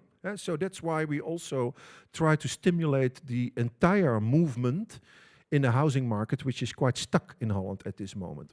So that's why it helps us also. Smaller house. I could talk for the rest of the afternoon about this. These smaller houses, that also helps, because we need less space, and we have a space problem in Holland. So we need less space to build more housing units for more people, and then open up. So we do that very consciously. Yeah. I for sure take a contact for you, and we can speak about later. Absolutely. I will be very happy to. Yeah. You said that Tilburg has quite outworn industrial profile. Probably this means that there are some areas which are misused, underused. Do you have any program to improve their use? Yeah, good. Yeah, good question. You would expect we have in our city, we have almost 1,500 hectares of industrial land. This is built up industrial. Most of it, a lot of it is logistics. Some of it is manufacturing, etc., etc. All of what you can imagine. The thing is, what may surprise some people, but we have not a single hectare of that can be qualified as brownfield land. Every single square meter of that 1,500 hectares is used by an industrial company, by a logistics company. If we have new demand, we cannot accommodate anymore. We have companies waiting for us. Do you have a hectare because I want to build a new production facility? We don't. We don't have it anymore. So what we are doing now, we have a special program. Actually, I have a new colleague who is a program manager for the intensification of industrial zones. So, of course, there is sometimes in these industrial zones, usually the built-up area is only 1 floor, sometimes 2, and that's it. We are now studying, can we reorganize logistics into higher floors?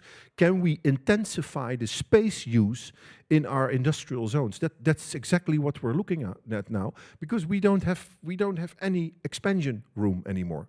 We just don't have it. So the only option we have, that's 2 options we have. We have to intensify the space use on our existing industrial zones, and we have to make the shift to a less industrialized economy, and that has to go. Yeah, that's a very difficult process which we are trying to manage in parallel. Do you have any calculations if this densification of industrial precincts provide enough jobs for newcomers? Yeah, that's a door to a different discussion, because yes, there are a lot of people employed there now, but this is also decreasing because our economic structure is very, very sensitive for new technologies, robotization, for instance, which will probably take away more and more of those jobs, but still use a lot of space. And that's difficult for us because basically we have a relatively low number of people, low number of unemployed people working in a relatively large space. So that space use is also not efficient, but that goes a little bit with the economic structure that we have, which is very space consuming, and we basically, and this is typical Dutch urban planning disease now, we cannot afford it anymore because we just don't have the space anymore. We cannot grow this economy this way anymore. So we have to make some tough choices. Yeah.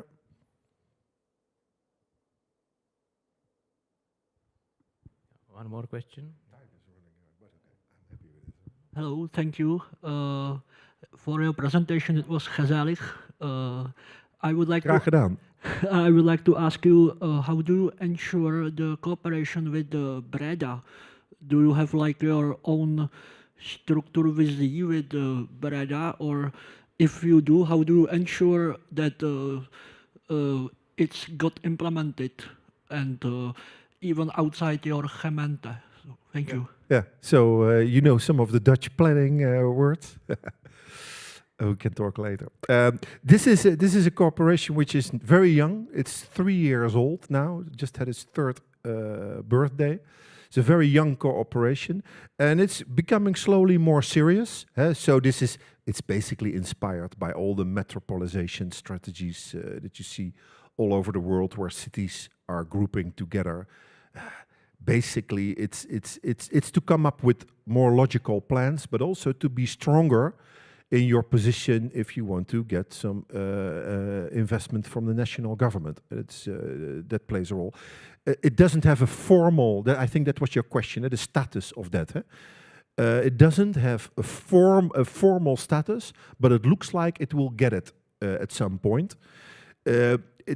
If I would have to tell you how, maybe you know a little bit, how extremely complicated the whole arrangement of administrative structures in Holland is with the provinces, and they have regions and you have sub-regions, and sometimes I don't understand it anymore. And they're all talking a lot. They love to assemble in meetings like this and discuss and blah blah blah. And then you have city unions of the big 5 cities in the province of Brabant that we have, and yeah, it's a lot. Let's say like that. But this collaboration is working because we are discovering what is the best level, the best scale level. Tilburg is just too small on its own. And together with Breda, we are reaching a level where we can say, hey, this is now a good level because we have 1 million inhabitants. And then suddenly we are just as big as the city of Amsterdam. And so it gives us, it improves the quality of our planning. And it also gives us a better chance to get a stronger and a bigger slice of the pie of the national funding pot. That's, again, the connection between the two. Okay. Thank you very much. Thank you very much, Martin.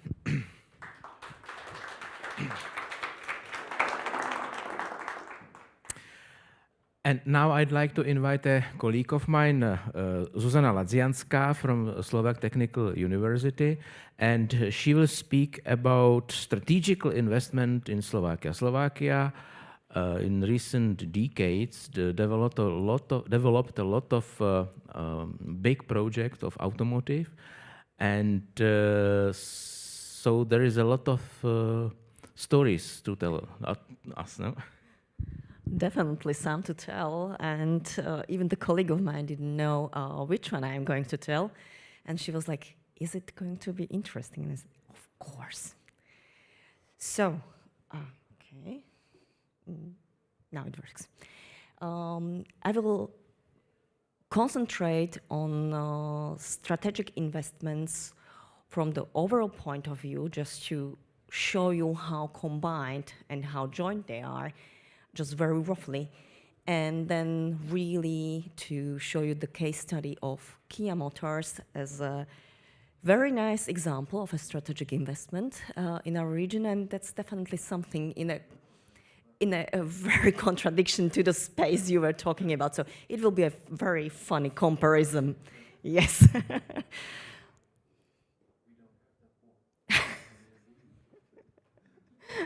So when it comes to strategic investments, there can be many of them. I'm pretty sure you came across some of them, maybe all of them, but I would strengthen the two top: infrastructure and industry.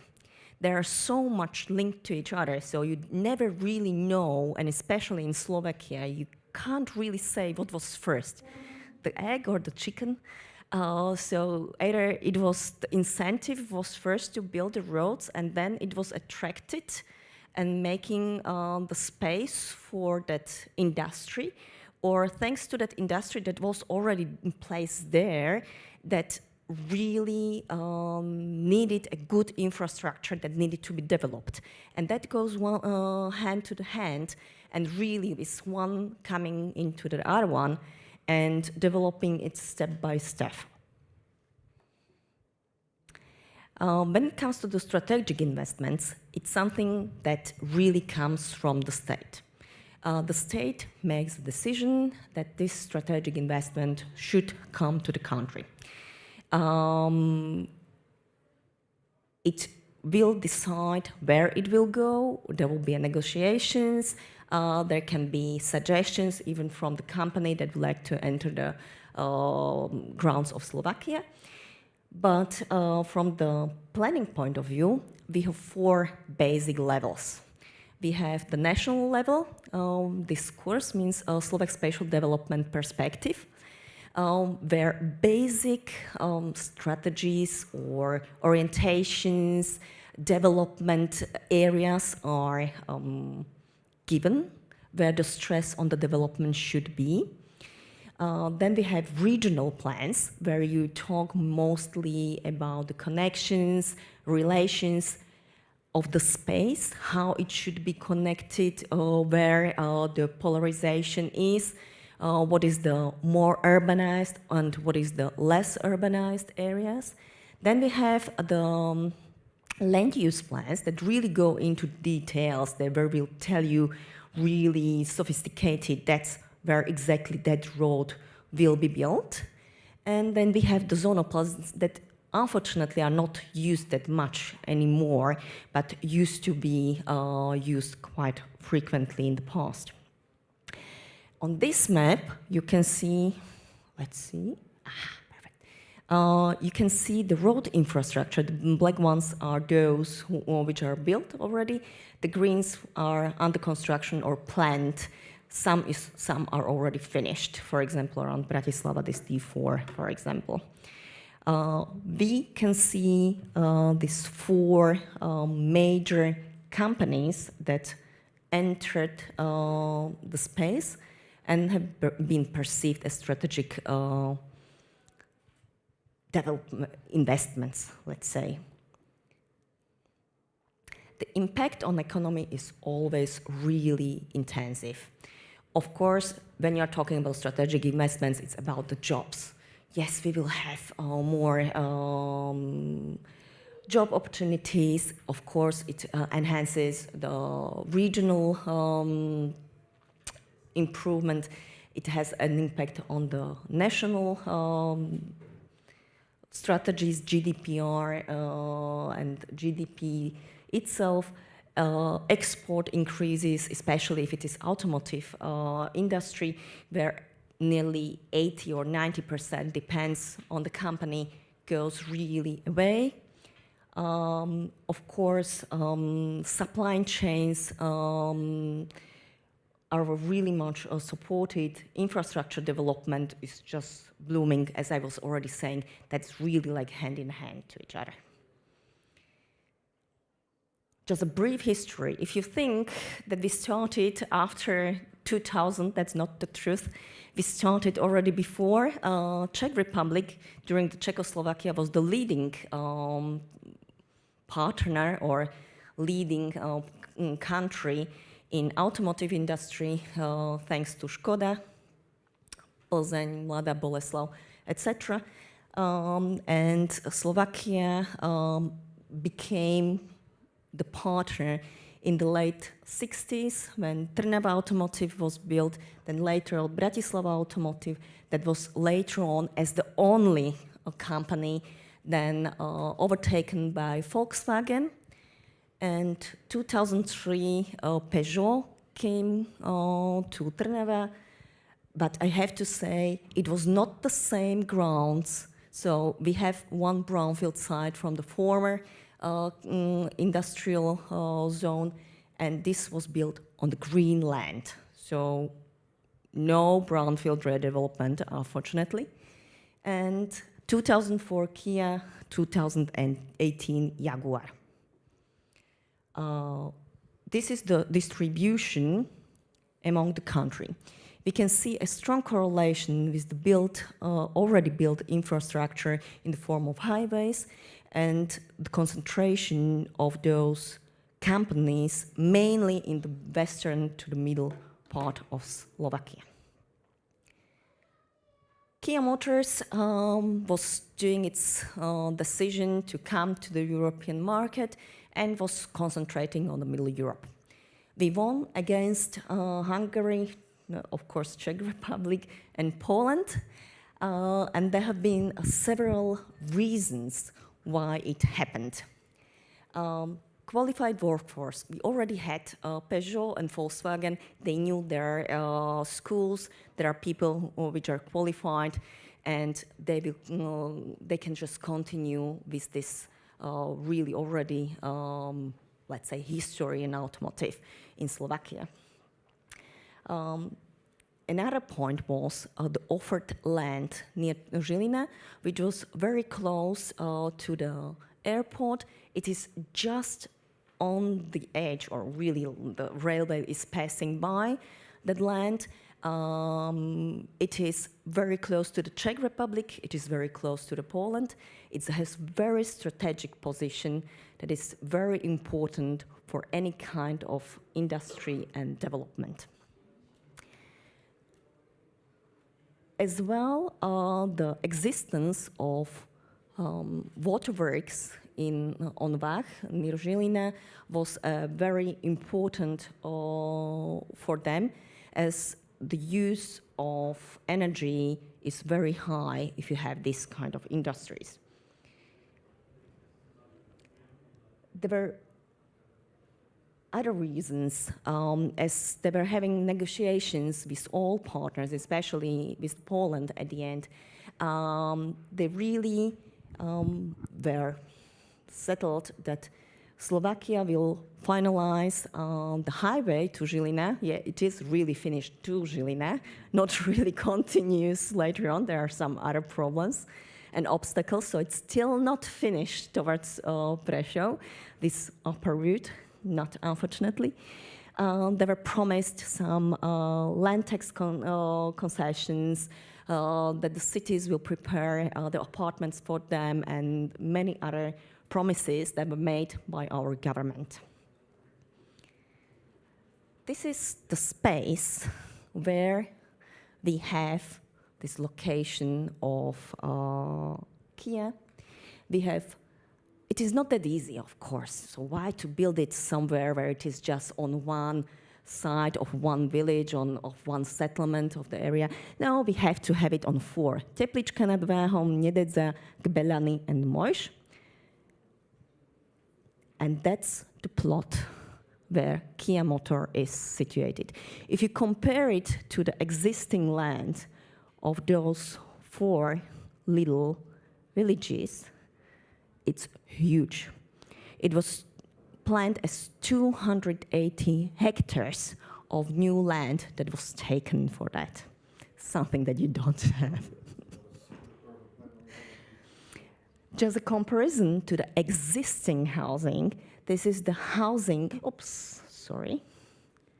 That's the housing that was built at the time when the company was being built. So these were meant for the workers, for the new people that will work in the factory.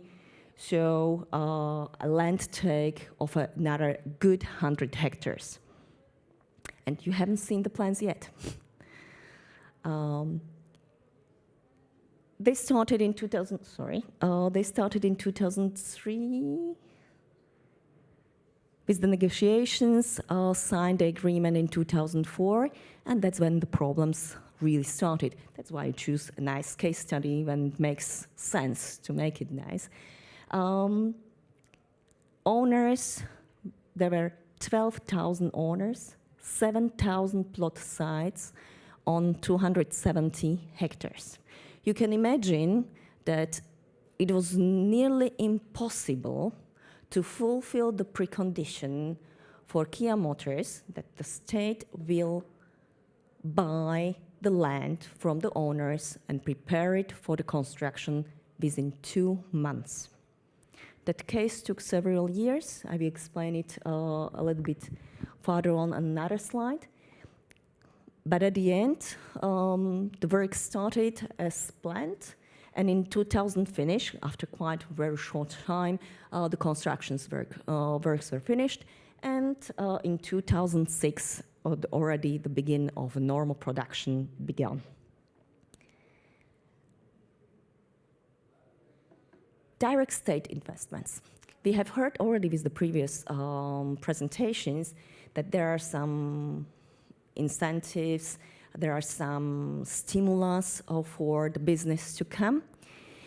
And there have been promises from our government that they had to fulfill.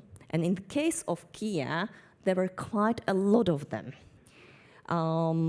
As mentioned on the previous slide, what I haven't mentioned yet, is that the agreement between Kia and Slovak Republic was never really fully published because it was perceived as a secret document, and it was published only for 9 days and only partially, and had to be taken down from the internet because Kia wanted to sue the Slovak government for doing that. So even based on those 9 days that it was online, people could really read the documents, or at least those not hidden parts, and they realized that those incentives given by the state to Kia were incredibly huge. They were like investments of billions. In Slovak crowns, of course, not euros, but still incredible. It was around 1.8 million euros of incentives, direct incentives for Kia Motors to come to Slovakia in the form of land preparation, in the form of highway construction, in the form of railway construction, building their houses, etc. So there have been many, many, many, many of them.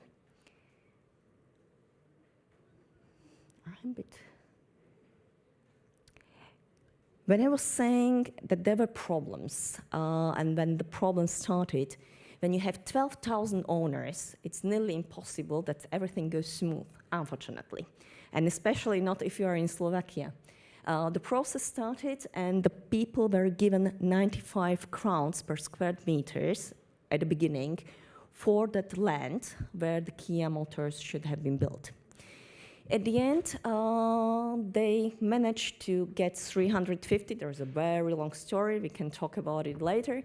But some of the people went to the court to fight for the right and to get that money. I have to say that work started illegally, unfortunately, because they were not really like following the right of an owner to have an untouchable land unless it is bought by a state or by someone else. So they were starting the construction on someone else's land. And that was the problem, and that's when people started to go to the court. That's when they managed to get the price much higher, and that's the point when the expropriation process started. Expropriation is possible only in the case of strategic investments. It is already written in several different acts, and that's when the process started. At the end, they have received some money back, but with the first ones, who were those not lucky people who really were against, they were not able to get that money back ever again afterwards.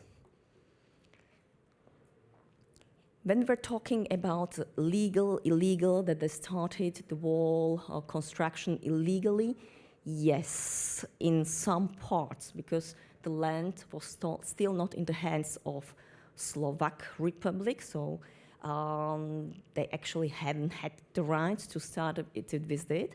But on the other hand, they had a very strong agreement, or this memorandum with Kia Motors, that they had to be on time, otherwise Kia would leave. So there were these very strong clashes in that incentives. But what I have to say, even though it was done illegally, I have to say that what was fulfilled, it was the right from the land use point of view, from the spatial planning. In all of those 4 villages, a land use plan have been prepared, approved, and the land was then taken legally. So there was an existing plan at the end, and they have built it according to that plan. Unfortunately, it is not that easy to get that kind of plans, but I have managed to get it at least from Teplička nad Váhom, which they were doing the changes and amendments since then, and they made it on the original plan. So it's just like a see-through foil and with the new changes and amendments. So I have at least that one because I could not get in touch with the original author of that document. Probably he's already retired, I assume. But nevertheless, I will try my best to get the original one. So we can see the original project where we can, oh, okay, I have this one. Where we have the plot, so at least in some part. So it was developed for each of the villages where the Kia Motors is situated. Then we have Gbelany, and it's a nice example as well. And the last one is Mojš. I will stop a little bit with this village.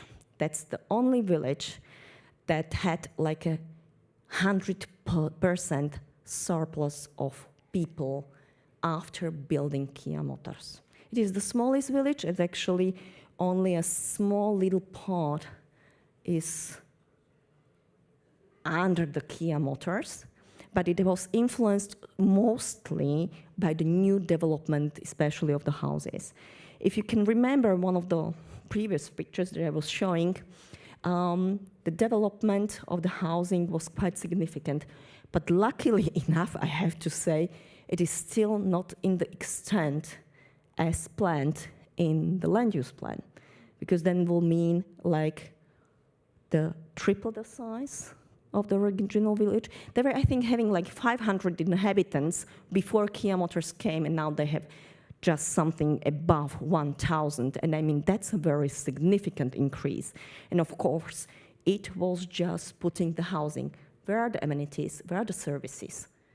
That means something completely different if you have a village of 500 people and if you have a village of 1,000 people. So then there is a different impact on commuting, on infrastructure, etc. And we are already again in that kind of like a circle that it's never ending. Coming to the end. On one hand, yes, strategic investments, they're perfect, really good. Jaguar came as well, so we are still in play.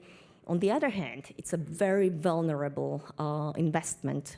especially when it comes to Slovakia, because we are really strong in automotive, but we have seen what has happened just 3 years ago when we got locked down.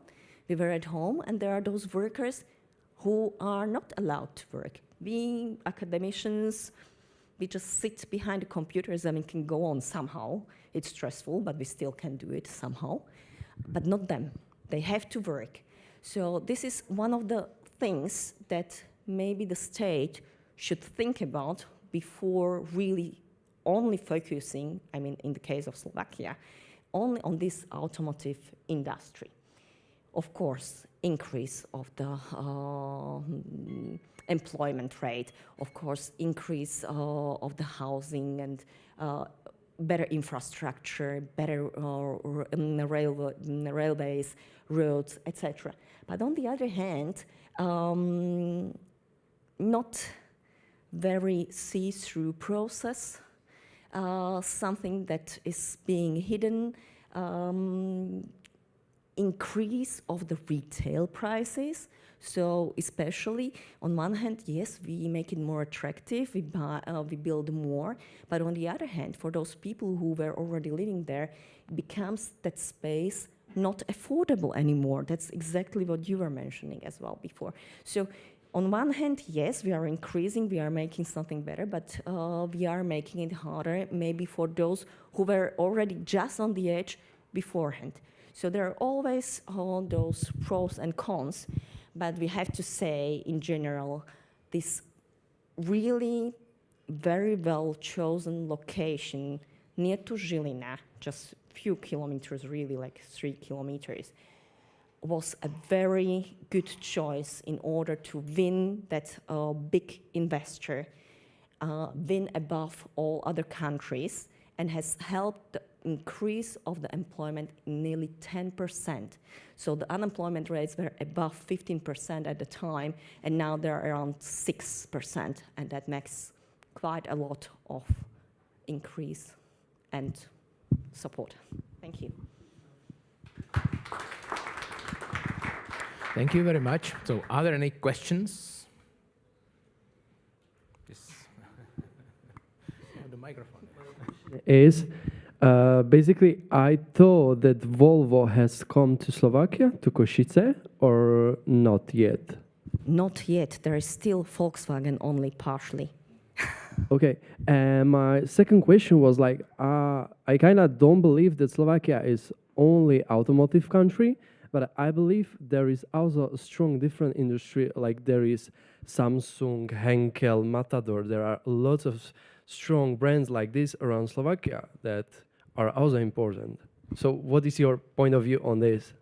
Yes, they are important. To be honest, I do not know the numbers for sure, but I think it is more than 50% of the GDP that's produced by automotive only.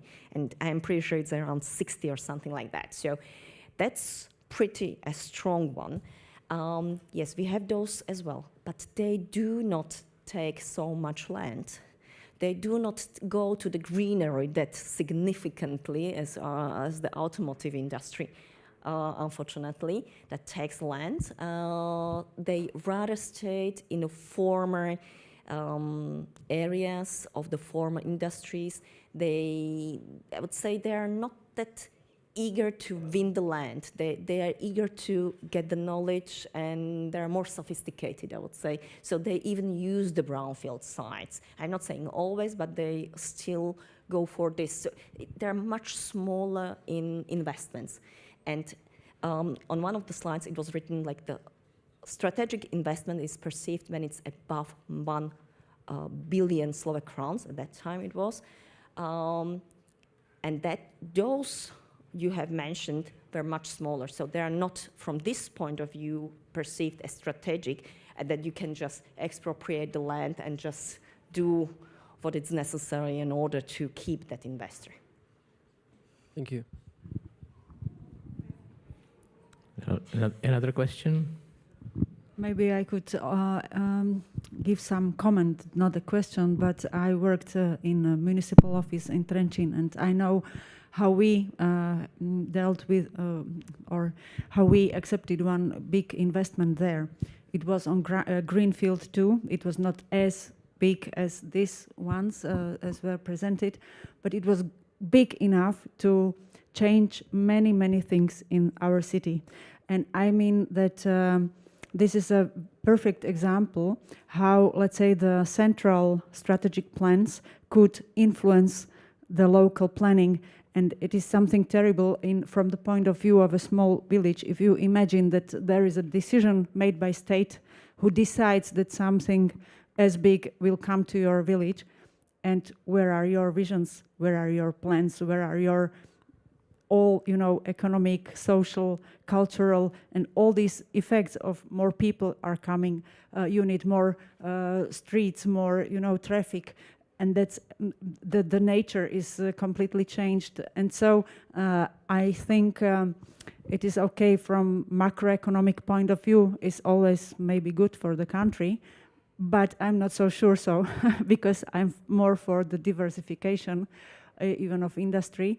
But the political reality that we have this strategical investment in Slovakia, but we are here speaking about spatial planning, and I think one should really always really consider well what will be the impact on the local, local city or village or territory. So thank you for this example. Thank you for your comment. So I don't see any hands. Thank you very much. Thank you, Sarah. And now I'd like to invite Alexander Petrov from Sofia. As you might know, this conference is supported by Czech Association for Regional and Town Planning. And this organization is a member of European umbrella body, which is called ECTP, and Bulgarian Union of Planners recently joined that European umbrella body. So it was my pleasure to agree with their representatives to invite the speaker to our conference, who will speak about a different issue, but again with modeling, so we will not get very far from the previous lectures we heard in the first part of the conference. So please. Thank you very much. I'm very glad I'm here, and well, my English is not the best one. Also, my presentation is quite rough and abstract. And this is a coffee time, so at least we have all conditions that I will cheer you up a little bit. Okay. So I'm Alexander Petrov from Sofia Plan. This is the entity of the Sofia municipality that deals with the master plan of the city. And actually, this multi-criteria model for investment prioritization that I will show you is built because we need prioritization of the expropriation of the property, the private property land, to use it for a public greenery. So, yeah. My presentation will go in these three main sections. What is MMP? This is short of multi-criteria model of prioritization. Why we made it, and how it works. So yeah, as I said, this is just for green infrastructure, but you see that actually our model can serve different purposes as well. So what is MMP? It is a mathematical model. All the data that is proceeded is built on mathematical logic, and yeah, is spatial. It works with GIS data. It's parametric. The weights that we put on each criteria actually have a direct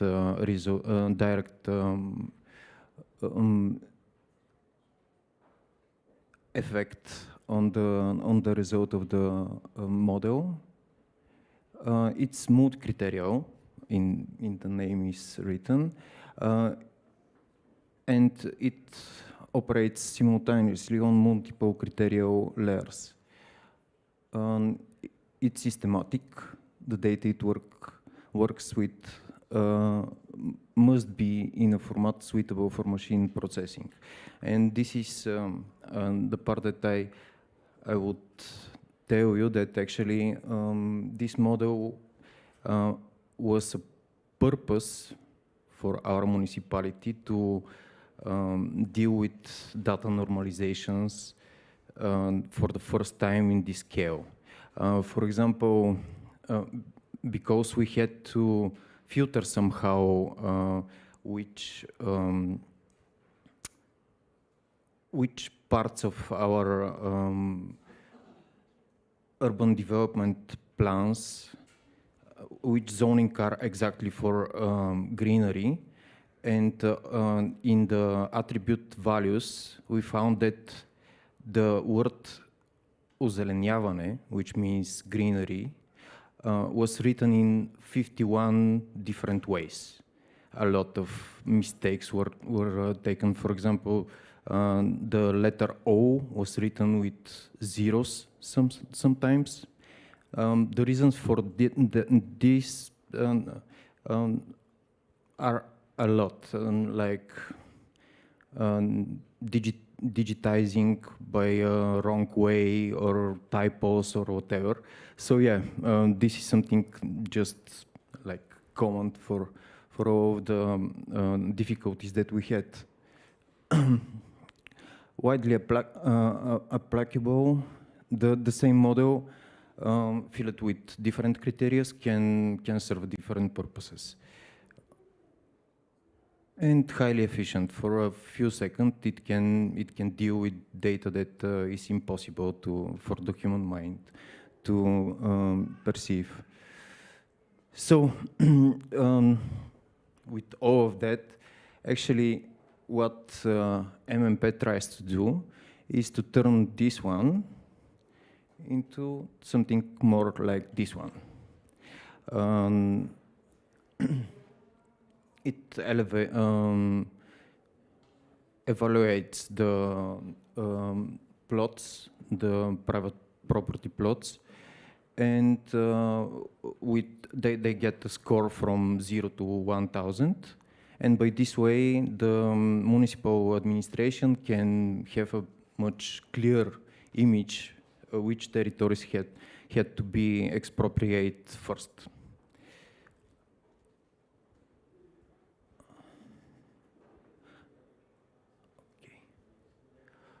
Why we made it? There are a lot of reasons, but these four are probably the most important ones. I will talk about historical background in Sofia, also about our green infrastructure a little bit. We have some issues with EU penalties, and also I will tell you a little bit about our expropriation, how it is suited in our conditions.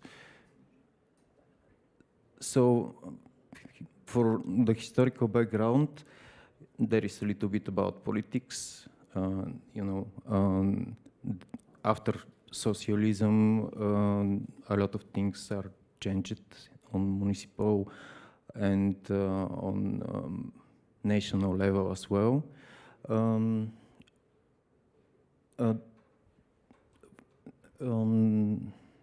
Restitution in real boundaries, we did it, And it was a huge mistake, by my opinion, because we have situations where actually objects in the morphology of the city, like rivers that should be owned by the government, are actually now private lands, which is quite crazy, but this is one of the reasons why we are dealing with this MMP. We are trying to fix this issue if it's possible. And vast urbanization is another thing that is consequence from the first two. This is example of this vast urbanization that is going on. This is an image from Google Earth year 2000, and the next one is from 2023. Well, I think it quite well illustrates how a lot of, I'm pointing with this, yeah, okay. A lot of places are that's supposed to be green, getting some buildings. Yeah, actually, yeah, it's everywhere. You can see on this picture, and this is our, we call it student city in Sofia. So this is a territory that is actually should serve a public good, but well, by these conditions that I was talking earlier, this is the final result, what we get. So the green infrastructure in that matter is shrinking. It's abundant, but not sufficient. We get 9.3 square meters per person, while the World Health Organization says that actually 9 meters is a minimum per person. By this way, even so, a lot of people, when they come to Sofia, they are like, oh, this is a really good green city. But actually, these 9 meters by World Health Organization are only for public greenery. This is parks, gardens, places that are built to be green spaces, which is not exactly what we get. We have some parks, but only 9.3 per person. Also, 75% of our parks and gardens are on paper. They are not completed. They are planned to be parks and gardens, but they are not. And 57% of these unrealized parks and gardens actually are owned by private property. Yeah, they're private property. And by this way, it's not very surprising that we get this penalty for bad air pollution. And our expropriation is in huge scale, the need for expropriation.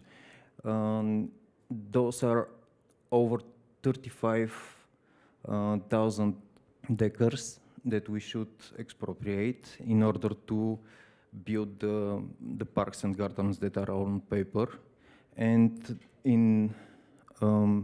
and this means over 4 billion leva should be spent. And we are going really slow in that matter. Not just because it's expensive, but because of the politics. Somehow the greenery always get last prioritization because it grows slowly. The results of it are not so visible for the people, and by this way, I don't know, the politics are ignoring them somehow. This is the number of the private plots that we expropriated the last 15 years. So yeah. And how it works, the MMP. 4 basic points: hierarchical structure. And I'm sorry that it's in Bulgarian, but it was quite a lot. So we have MMP. We have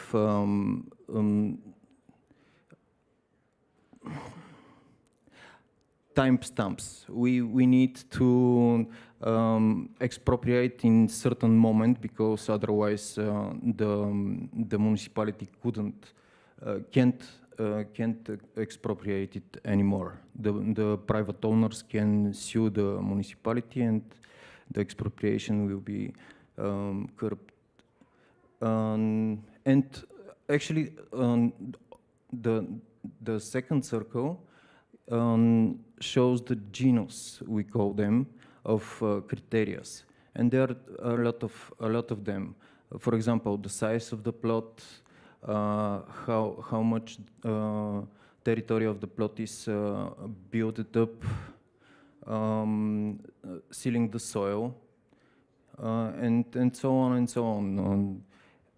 And after that, we got types of the genus, and so on and so on. Some genus are positive, some are negative, and we put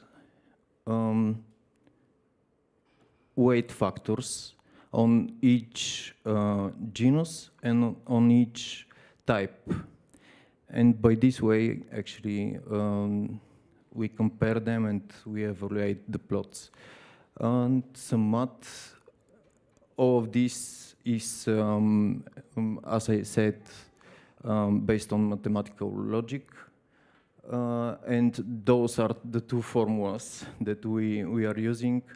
This one is for single plot, and this one is for clustering. The clustering is necessary because our directory of expropriation, by some bureaucratic reasons, needs a huge, on one place, several plots to be expropriated. It fastens the process, and this is the reason why we did clustering. I know those formulas doesn't speak a lot, but I will send to you and you will receive the whole thing after that. The future of MMP. Now it's a very long SQL query. The database is in Postgre, and by this way it's not very operative, but it could be automated. So if we have some change in whatever criteria layer it is, it could turn the model again, run the model again, and give the next results. And also those weights that I'm talking, they could be entered by the administration of the Sofia by much convenient way than how it is now. And yeah, thank you. I hope if you have any questions, I'm here. But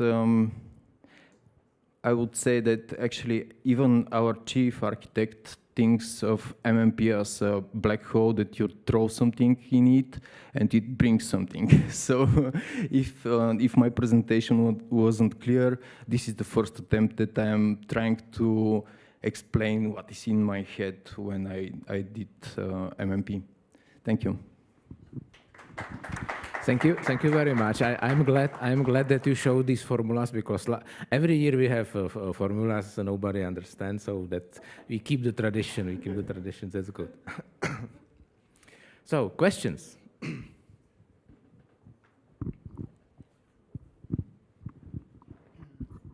Thank you for your presentation.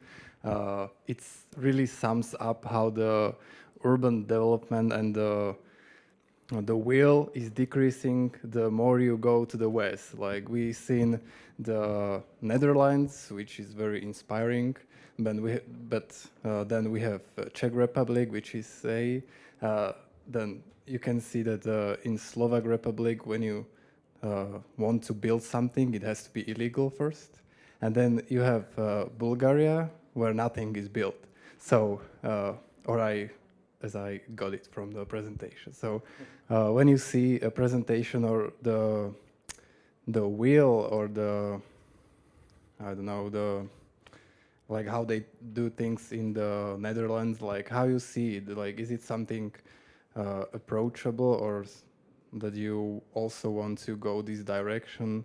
Is it possible? Because I was wondering during the presentation from the Netherlands that is it possible in Czech Republic to be as efficient, to be as progressive, and so if it is something like realistic for you, or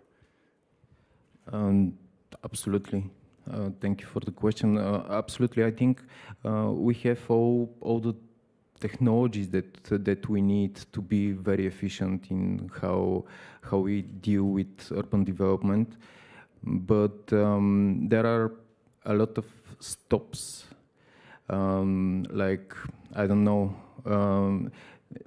how it's here, but in Bulgaria, very often administration tried to hide some not very pleasant results, tactics, and stuff, and try to lie, actually. And this is something that I think is a huge stop. We should face our reality, and by this way we can build sustainably. So yeah, I think it's possible, but a lot of things, especially in Bulgaria, should change. And I'm part of this entity, Sofia Plan, just because our director was, I don't know, by some mistake of the municipality, I think, they brought him in and he changed everything.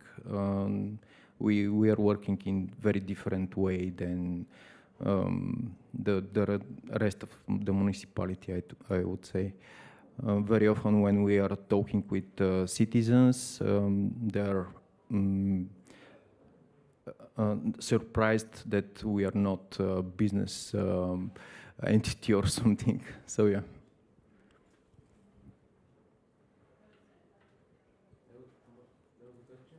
Oh yeah, behind. Hi, thank you very much for the presentation. I have a question about the 75% of parks not being finished or still on paper. Were they planned, like what's the chronology with the restitutions and the plans, like the park plans? Do they date from the communist era and then the restitutions happened? Or did the restitution happen in the 90s and then there were new plans for the parks, but that didn't fit? Like, how did it work? Well, from 1890 something, the first municipal plan, master plan of Sofia. And if you follow all of the master plans, you can see that there is a territory that is preserved for parks and gardens, but most of them are built between 50s and 80s. And the reason for that is because, again, historical, we had huge deforestation in the whole Bulgaria after the wars. And by this reason, the people saw that actually if we lose forestry, we lose a lot. And only 5% of our forests are actually natural forests. the rest is you can't tell if you go to our forests, you can't tell that they are not natural, but this is the fact. So yeah, after the socialism, the green system especially was gone down a lot. Like yeah, very less people are serving in this department, and yeah, it's not going very well.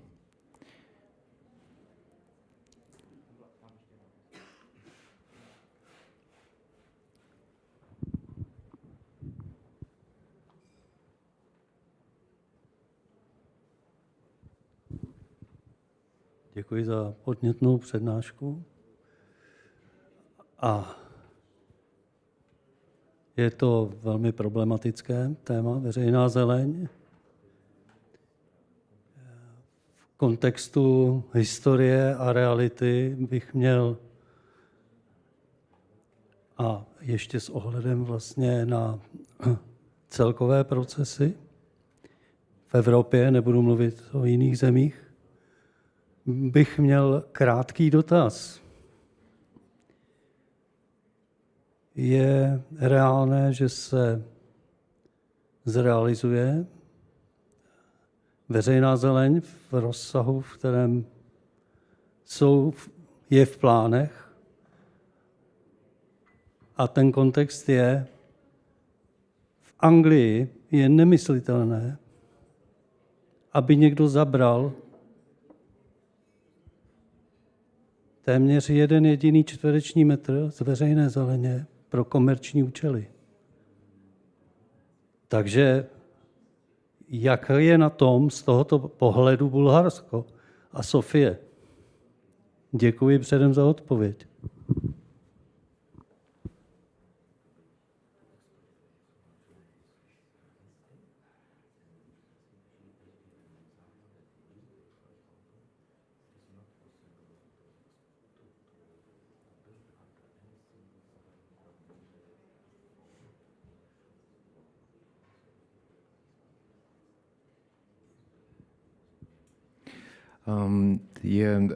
So the amount is huge, as I showed.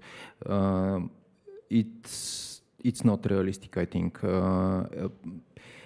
If we go in the same tempo as we are going now, it will need centuries to build the parks that we planted to do.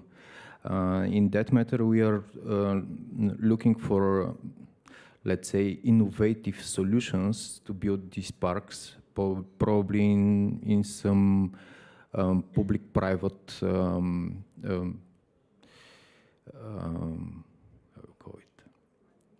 partnership and so on.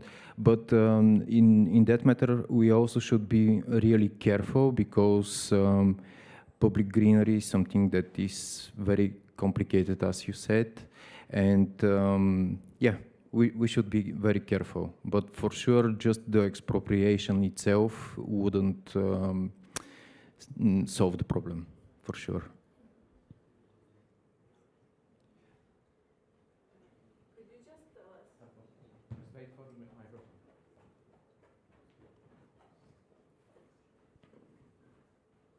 Sorry, an additional question. Could you just tell us who are the owners of the 50% of public, privately owned parks? Is it like companies or people, or like who are the 50% of private owners?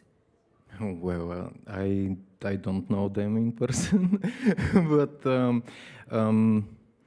it really doesn't matter. I mean, the problem is still the same. But are these like parks that exist and are open to the public but privately owned, or is it just spaces that are on the plan? Okay, so it's not existing parks that would be privately owned? Yeah, they look like wild green territory nowadays.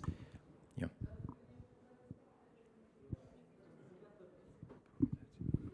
So thank you very much.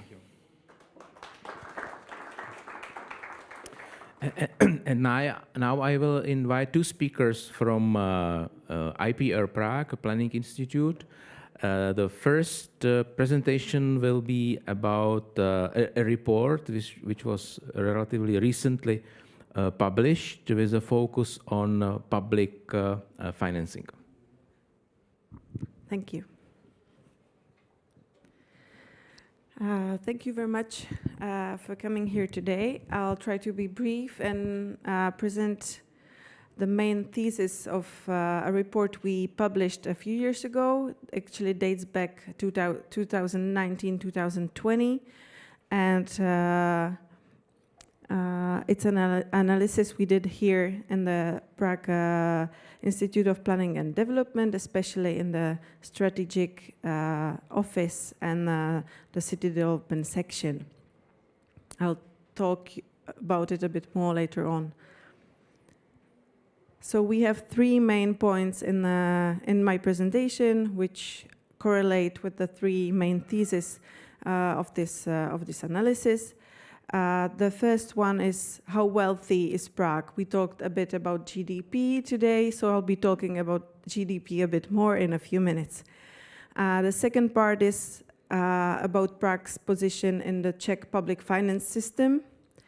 And the third one is about financing major infrastructure, especially transportation infrastructure in Prague in comparison to other European cities.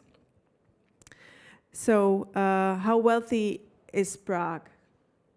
We usually say Prague is a very rich city, but GDP is an indicator, among others. It's the most used one, especially in Europe. And when we look at GDP, Prague is way above the European average of 100. So Prague is among the 10 richest regions in Europe. But when we look at it from the labor productivity per worker point of view, we get Prague, well, still above the average, but way closer to the European average. And when we look at the disposable income of actual inhabitants of Prague, we get even lower. So that was the discussion with the GDP question earlier on. The problem for the city of Prague relating to investments and to EU funding is that the indicator that is being used in European Union is the GDP one, which means that we are not necessarily always eligible for EU funding. We will see how important this is a bit later on. So the geographical indicators also play an important role. So I talked about the economic indicators, but we also have geographical definitions that play a role in how rich Prague appears. When we compare Prague to other cities in Europe or other regions in Europe, we don't necessarily always have the same scope. Sometimes it's the administrative borders of a city, sometimes it's a bit larger, like a metropolitan area. When we look at Prague at the functional urban area, which is an OECD definition, we see we are still way above the average in GDP per capita, but it's way lower than in Prague administrative borders. And this is the same thing, but with the labor productivity. You won't see the disposable income per capita for the functional urban area because we didn't have the data here. So it's not something I'm trying to hide, it's just the data are non-existent. This is actually a chart I put in to show the importance of the geographical definitions. As I said, in Prague, we are at above 187% of the European GDP average. and this is the Central Bohemian region which surrounds us. It's at 84%. Being at 84% allows the Central Bohemian region to get EU funds and different structural funds. If we start talking about what would happen if we talk about the metropolitan area, these would be the three numbers here. So it's either the functional urban area, or this is Prague with the two surrounding closer regions, which are Prague West and Prague East. And this would be if we merge the whole Central Bohemian region and the city of Prague. The average of our GDP would get to 134%, which is still way above the European average. And what would that mean? That would mean that Prague is still not eligible to get EU structural funding for example, for infrastructure, but it would also mean that Central Bohemian region would not be eligible either. So it would be a drawback for both of the region, which is not something we want to achieve.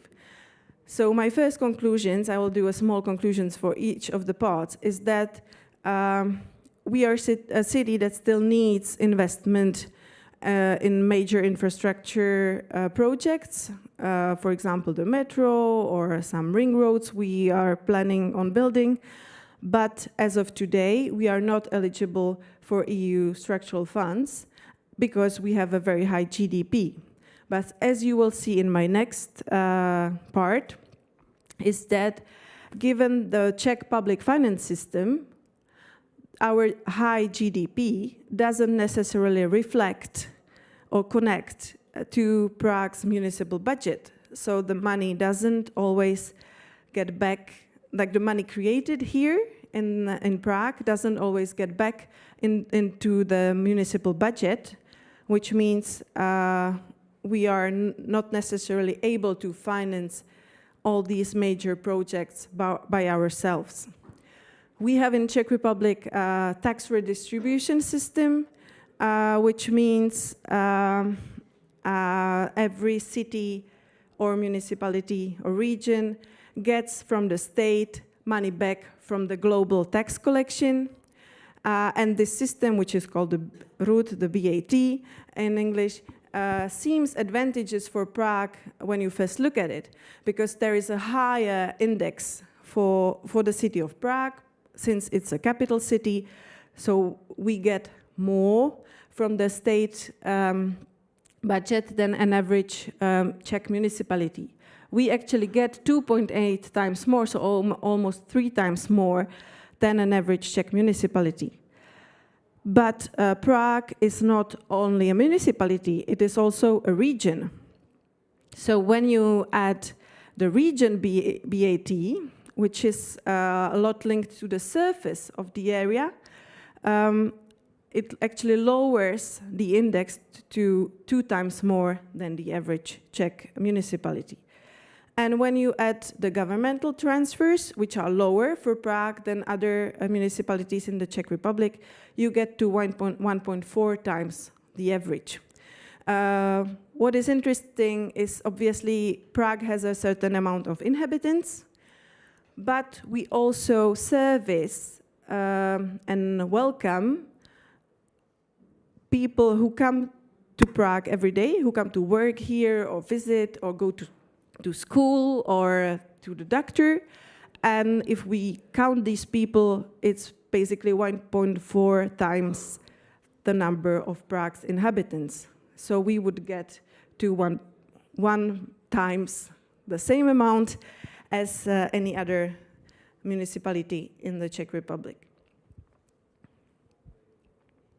What is also important to say is that Prague has quite limited possibility to earn its own money. We have the lowest property, like the property tax is the little blue thing here, which is actually higher in all other regions of the Czech Republic than Prague.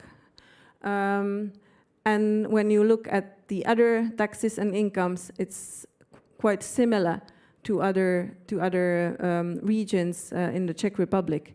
And we have, as I said, lower investment transfers compared to other regions, which is logical. We saw the structural, in one of the first presentations, we saw the regions and the regions that need more support, etc. So these transfer things is quite logical.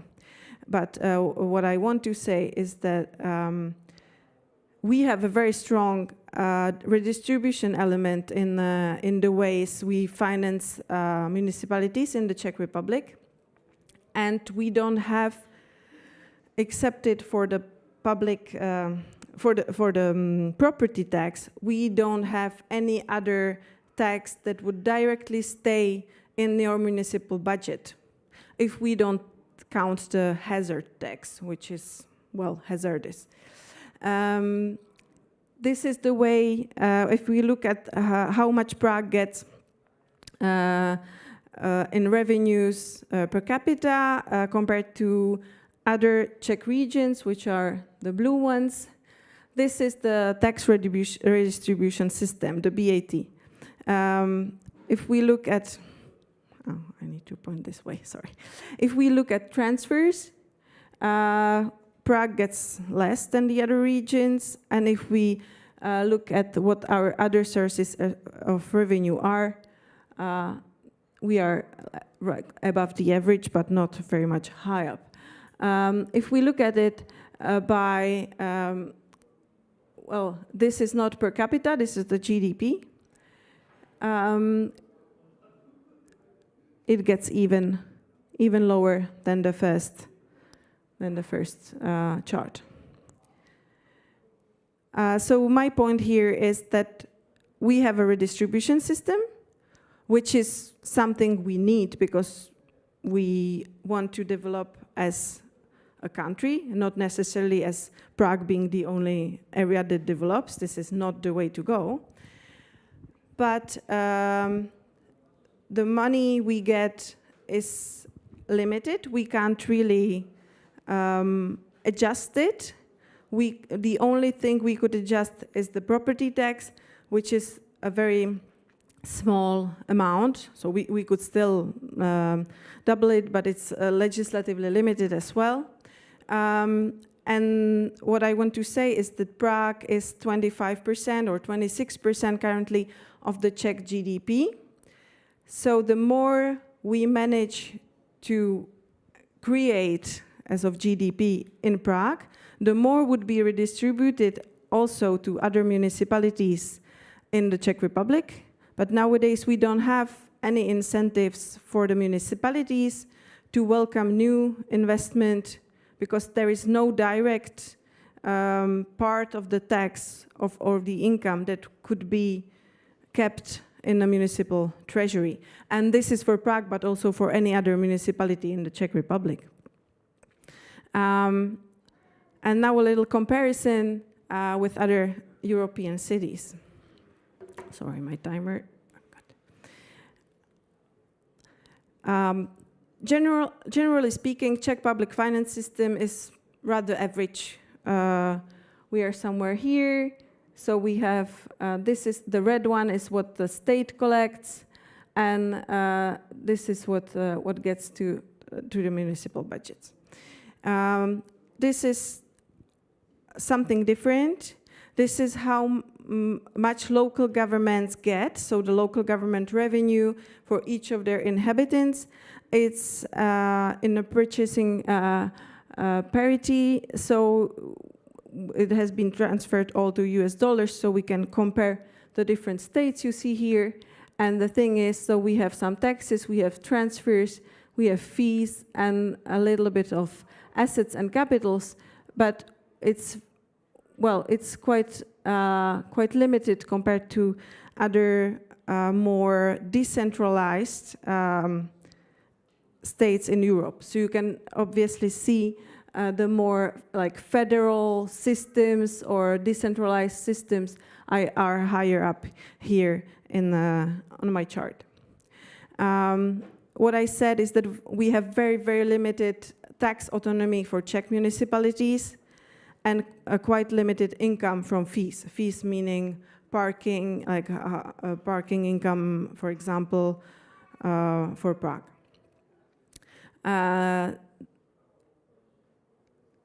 What I already said is that we earn less from the property tax than the average Czech municipality, which is probably something we should think about a bit more.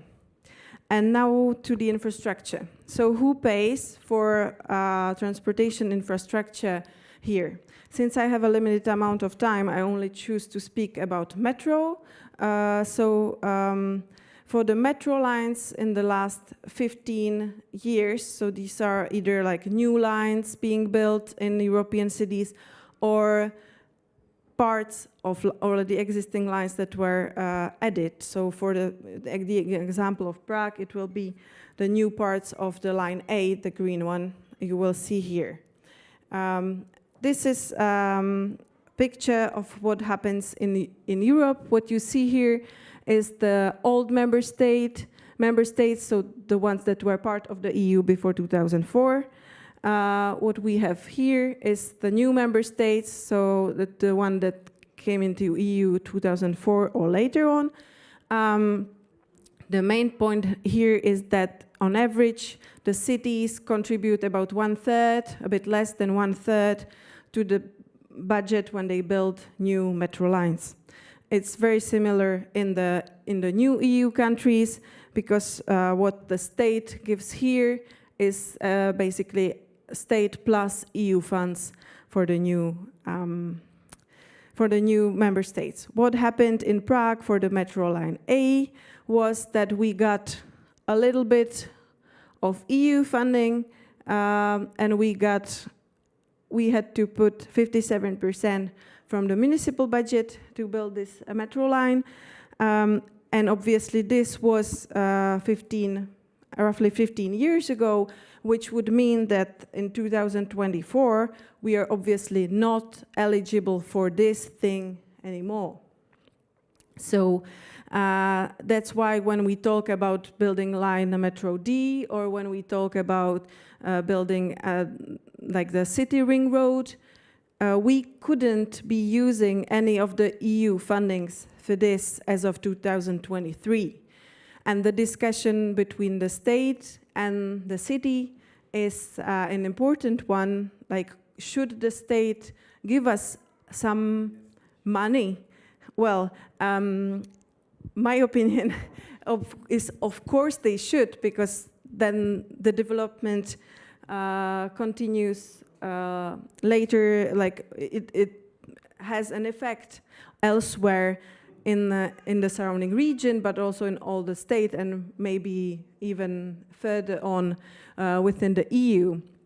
So if you go into into our analysis, which is quite detailed, you will see that in every other state, every other city we compared, either ring roads or metro lines, there was in all the cases a state contribution, and where there wasn't a state contribution, it's usually because it's, like for example in Germany, it would not be the federal government, but the land government that would contribute to build these major infrastructural projects.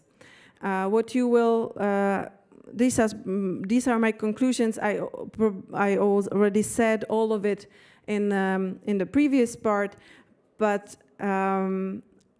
what my main conclusion is that in a way, in the actual Czech public finance system, Prague seems to be very rich, but we are in a system where we are very limited on how much we are able to add to our treasury. And we are also very limited by our legislative system on how much we can borrow from a bank, for example. So it's very difficult to build major infrastructural projects on our own, because it's difficult to get the funds in our budget. and in other European cities, usually states contribute to it. So we started this in 2019, and in 2020 we published this study, which is available in Czech and in English on our website. And what's interesting is that we have 30 city cards that add to the analysis, so you can get into each of the cities and look more into detail how they finance, how the public finance in their state works, how it works in the city proper, and how they finance major transportation infrastructure. Thank you very much for your attention, and if you have any questions, don't hesitate to email me. Sorry, I think I forgot to introduce Lucia Para at the very beginning. Any questions? Just.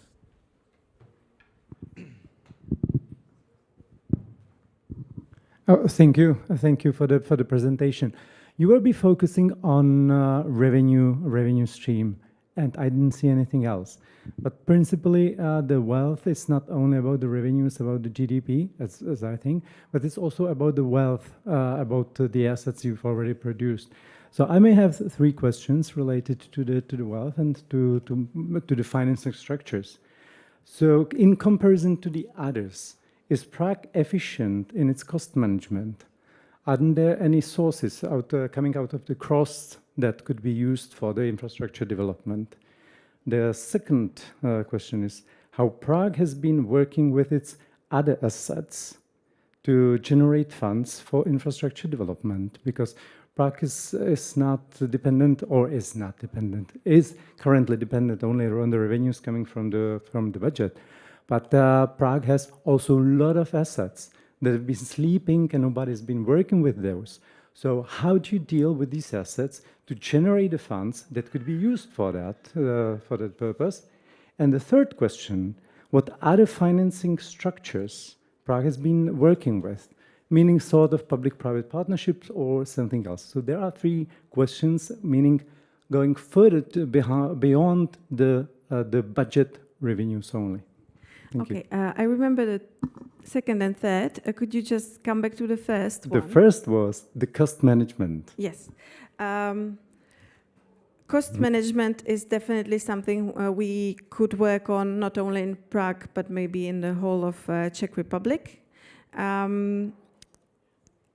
So yes, in the last few years, Prague City Hall has been working quite a bit on reducing extra costs and having more money to put into investments. So this is something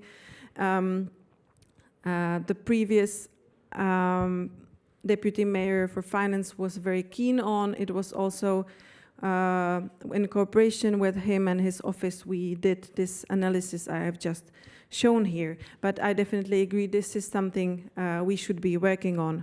It's probably quite more, like even more difficult now in 2023 than 4 years ago because of the costs of materials and inflation, etc. So it doesn't only depend on our budget or our treasury. The second question, like how could we earn more from our assets? Actually, so I talked about the property tax. The property tax in Prague is something that has been changed a bit in like few years ago, but it also depends on each neighborhood or each city hall within Prague if they decide to put it up or not in their area. Some areas within Prague have seen their property tax doubled. Some stayed the same in 3 years ago, I think.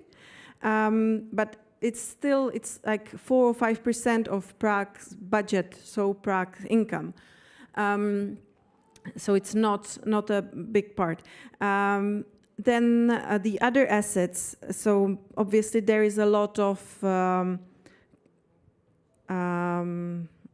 buildings and land being owned by the city. Well, it appears so, but a lot of the land that was owned by the city has been sold into private hands in the 1990s. And what's interesting is that the only way for our budget, for Prague City Hall budget, to get back into black numbers in case we get into red numbers one day is by selling things we own, so buildings or land. That's the only way we can get like extra money injected into our treasury. But since we've already sold quite a bit of what we had, our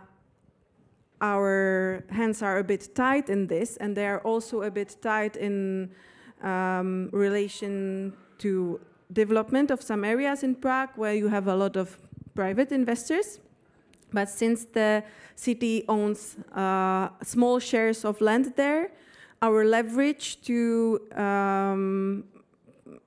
influence on what kind of development will happen is limited. It's limited, I would say.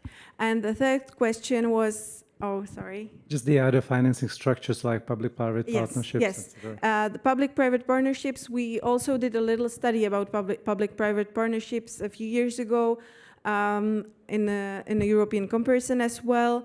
It certainly is something we could use for financing the ring roads, for example. It has been used in different cities, but as you talked about the cost-effective management in your first question, it's definitely something we could improve on in the Czech Republic, and the public-private partnerships in Czech Republic we have a limited experience with them, and they certainly need a very precisely defined and followed set of rules, which is probably something we need to put into reality in the years to come, but it's not something we are very good at for the moment in the Czech Republic in general, I would say. Thank you.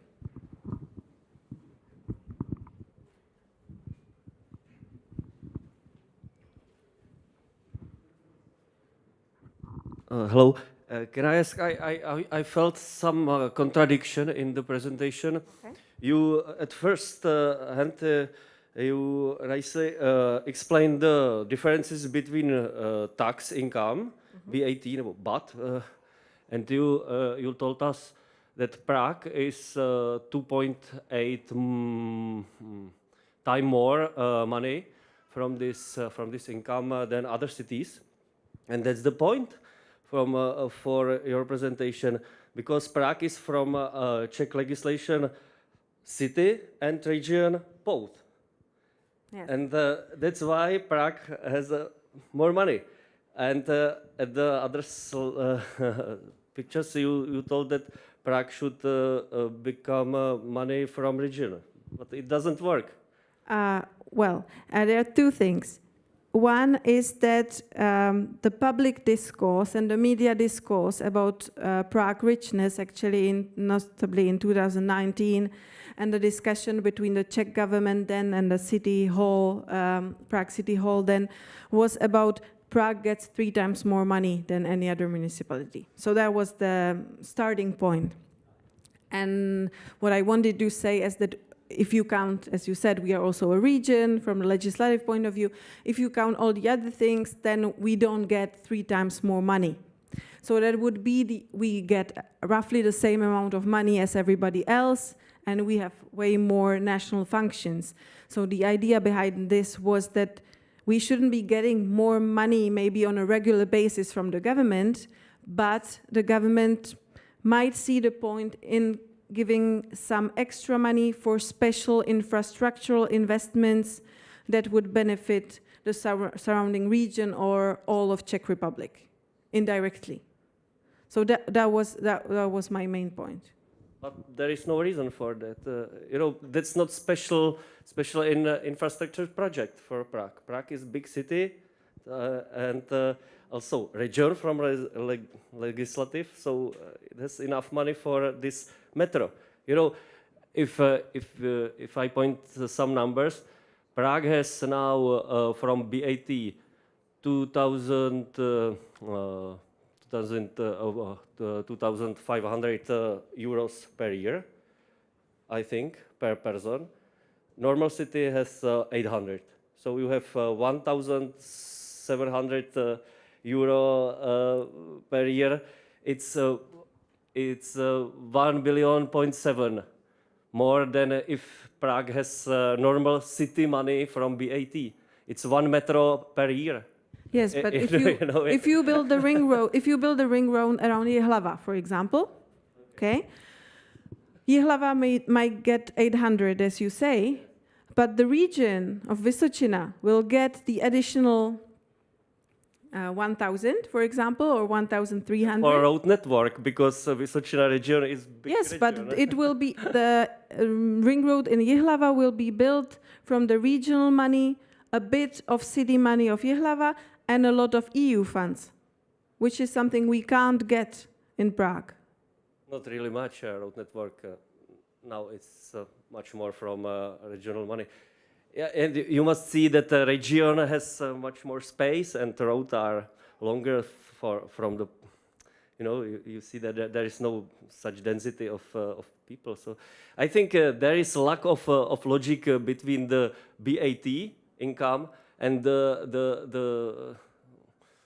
your conclusion that Prague should become some money from the region for metro. It doesn't work. For the BAT, it was more like maybe we should be getting some part of the tax we produce here directly into our budget, so that we have more motivation to get more direct investments or companies, capital in our city. And this is for Prague or for anybody else.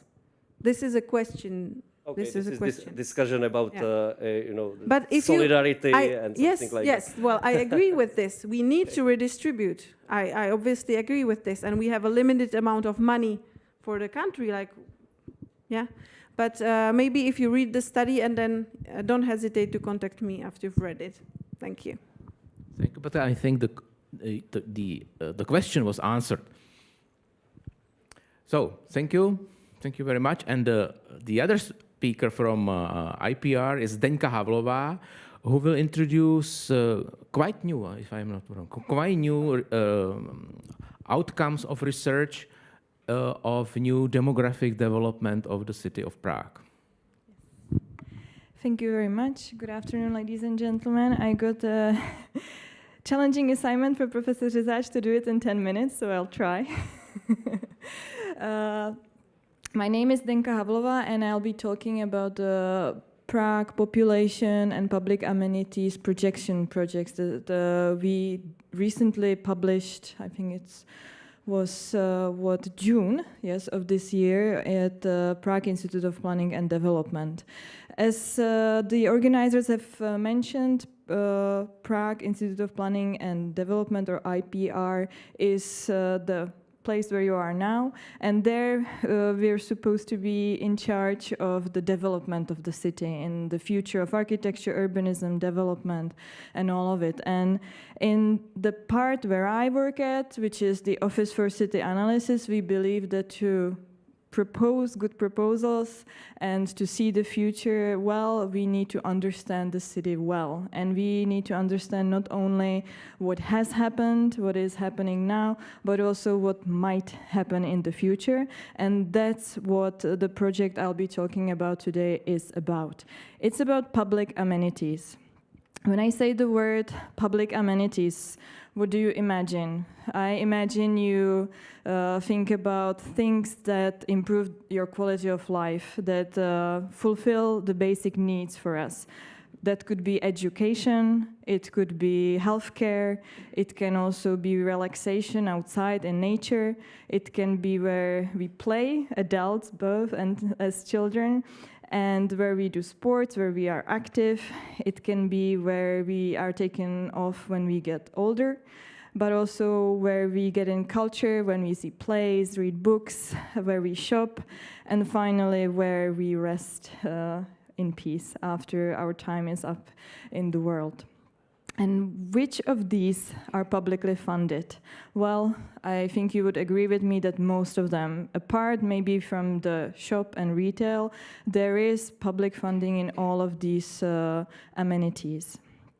And the question we're trying to answer is, in 2030 and 2050, is Prague going to have enough amenities for its citizens? What do you think? Maybe yes, maybe no. Well, that's what the project is about. It's supposed to base on the demographic projection of the population, the analysis of the needs, deficits, and surpluses of selected public amenities in Prague as a whole, and for smaller territorial units. It is an assignment given to us by the City Council, and what is important, we are assigned to annually update this analysis. So until I die, I will be doing this analysis.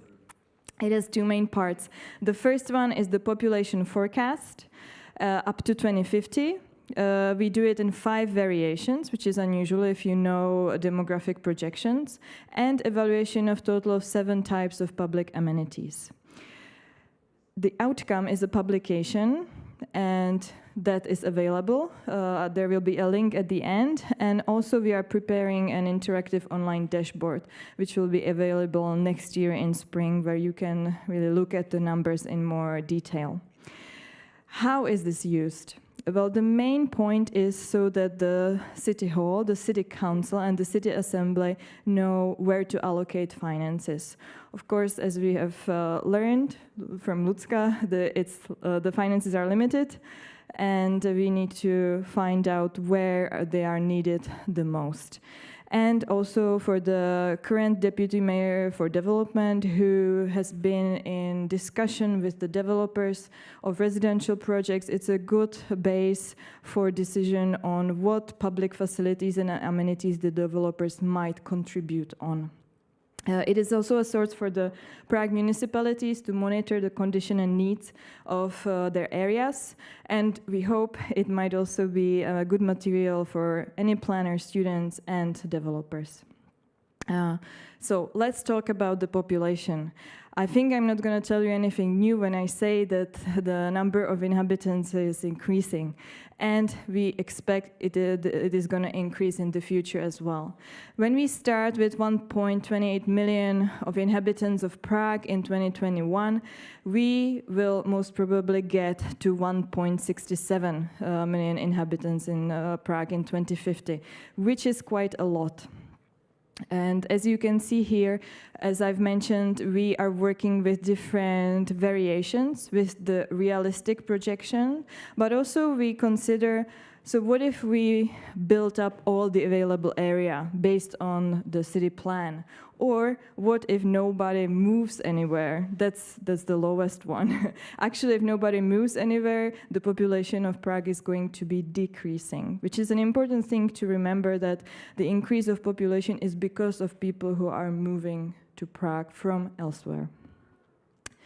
Also, important fact, we can expect a growth of certain age groups, namely children and seniors. And as you can imagine, that is going to put pressure on certain types of public amenities in the future. Now let me share some of the results from this project. It's not going to be all, don't worry. I invite you to check it out. There are a lot of results, so just to maybe give you a taste. We look at the kindergartens. We get the numbers of capacities of different kindergartens in the city of Prague from the registry of the Ministry of Education, and we compare these with the current schools and their capacities and see if in the future the capacities are going to be enough. The red color might be a clue as to it's not going to be enough. If we don't build anything new, we are going to have a problem. And here let me also note that the registry of the ministry is quite outdated, so the reality is much more pessimistic. We analyze the availability of kindergartens in different areas of Prague for 2030 and for 2050. The darker the purple, the bigger the problems. You can see that a lot of the challenging areas will be those with the new development and with those large transformational areas.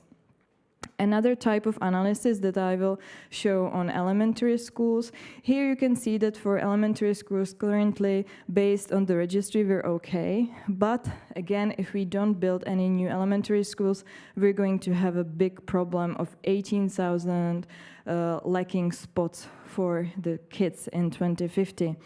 We do an analysis that shows where in Prague is the current missing capacity and where it's the most challenging and where it should be addressed as soon as possible. Another type of analysis that we do is walkability analysis. We look at the types of amenities and where they're located, and based on walkable street network. It's not really the traditional street network, but let's say pedestrian route network. We do an analysis of different types of areas that can be serviced on foot from these or to these. When you look at playgrounds, for example, 40% of people in Prague have at most 200 meters to a playground, which I think is great, and 90% 600 or less. We based these numbers, the 200, 600, on a project of Professor Meyer and his colleagues that have analyzed what is the optimum distance to get to these different public amenities. Of course, it's connected to the concept of 15-minute city. Another topic that we do is also the capacity of cemeteries, which I just wanted to show you as a bit of a taste. We have the population projection of how many people are going to be deceased until 2050, and we try to correlate it with the capacity of the cemeteries in Prague. And perhaps you might think that it's the situation is not so great, but one thing to consider is that the capacity is for the regular spots for coffins, but currently, as you might know, the majority of burials is done in a different way via cremation. Actually, now we are finishing a sociological study of the preferences of Prague inhabitants when it comes to the resting places and the resting places of their family members. Should be coming out sometime, perhaps the next year. And what about the money? So, if you remember the numbers, 2050, we will be 12,000 spots in kindergartens short and 18,000 spots in elementary schools short. What can we, or let's say the city, do? Of course, we can build new schools. And Prague municipalities want to build new schools. According to a survey we did with Prague municipalities for the mayors of the municipalities this May, there are 49 plans to build or reconstruct a kindergarten or an elementary school in the city of Prague. And altogether, the expected cost is more than almost 28 billion Czech crowns. And how many of these do you think the finances are allocated for already or have been secured? None? Okay, one guess. Anybody else? It's not that bad, but it's bad. It's out of the 28, just 2 billion is in secured funding. So the thing that might really help us, which is 5,000 spots in the planned schools to alleviate the kindergarten problem, and actually 22 in elementary schools to really deal with the problem, might not actually happen because the gray is the funds not secured for the kindergartens and for elementary schools. So it's also an important aspect for us to consider that even though we know where we have the deficits and we know where we need to put the finances in, again, there are specific setbacks when it comes to getting finances for the new schools. And again, there are specific rules for Prague as it is a municipality and a region compared to other regions in the Republic when it comes to securing financing, for example, from the ministry or from other programs to get the new school buildings. With that, I thank you for your attention. Let me also thank the project team, which has been working on this. And also, if you want, check out the outcome on this link. Thank you.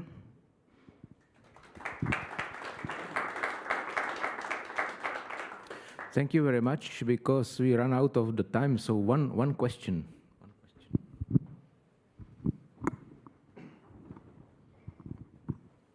Thank you for your presentation. It was really very similar to the situation we have in Bratislava. So very briefly, we are probably more or less the same age, maybe I'm a bit older. But what happened in Bratislava was that when we were growing older and there were not that many kids, because in early 2000 there was the lowest point of birth rates, for example, in Slovakia. So they really closed the schools, they sold them, or they were turned into other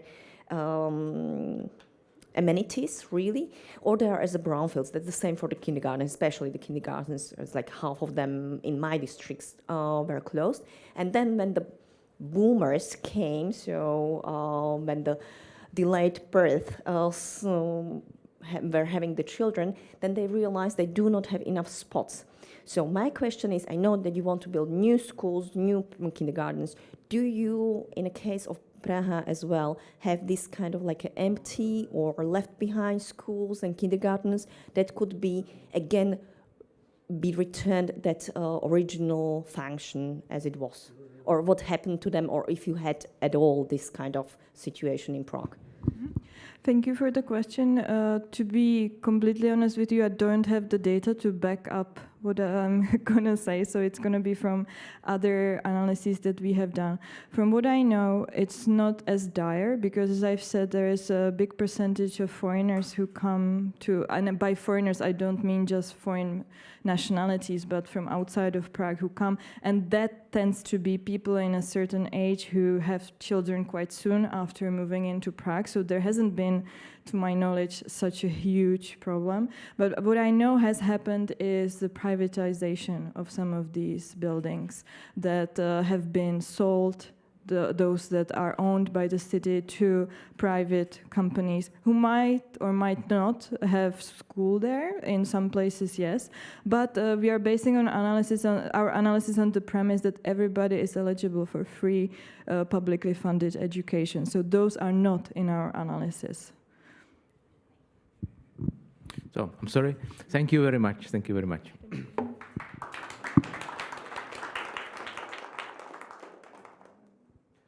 Last speaker is a colleague of mine. Last speaker. Microphone. Last speaker is a colleague of mine, Jakub Vorel. So he will speak about another model. A lot of models today. This is the first one. So I will tell you something about the results of our research. I will do it quickly. I was asked for that. And I would like to know whether this is of some interest for you, for your research activities, or maybe somebody who is listening us online. So first I will find this, yeah, okay. So I will present a software which is the result of the project which was financed by Technology Agency of Czech Republic. It was a research project, and it was done with the three partners. We were main partners, Faculty of Architecture, Czech Technical University. Then the second partner was IPR, the Planning Office of Prague. And the third partner is Dataligence, which is the company which is doing market research, and the value is that they have a data on market.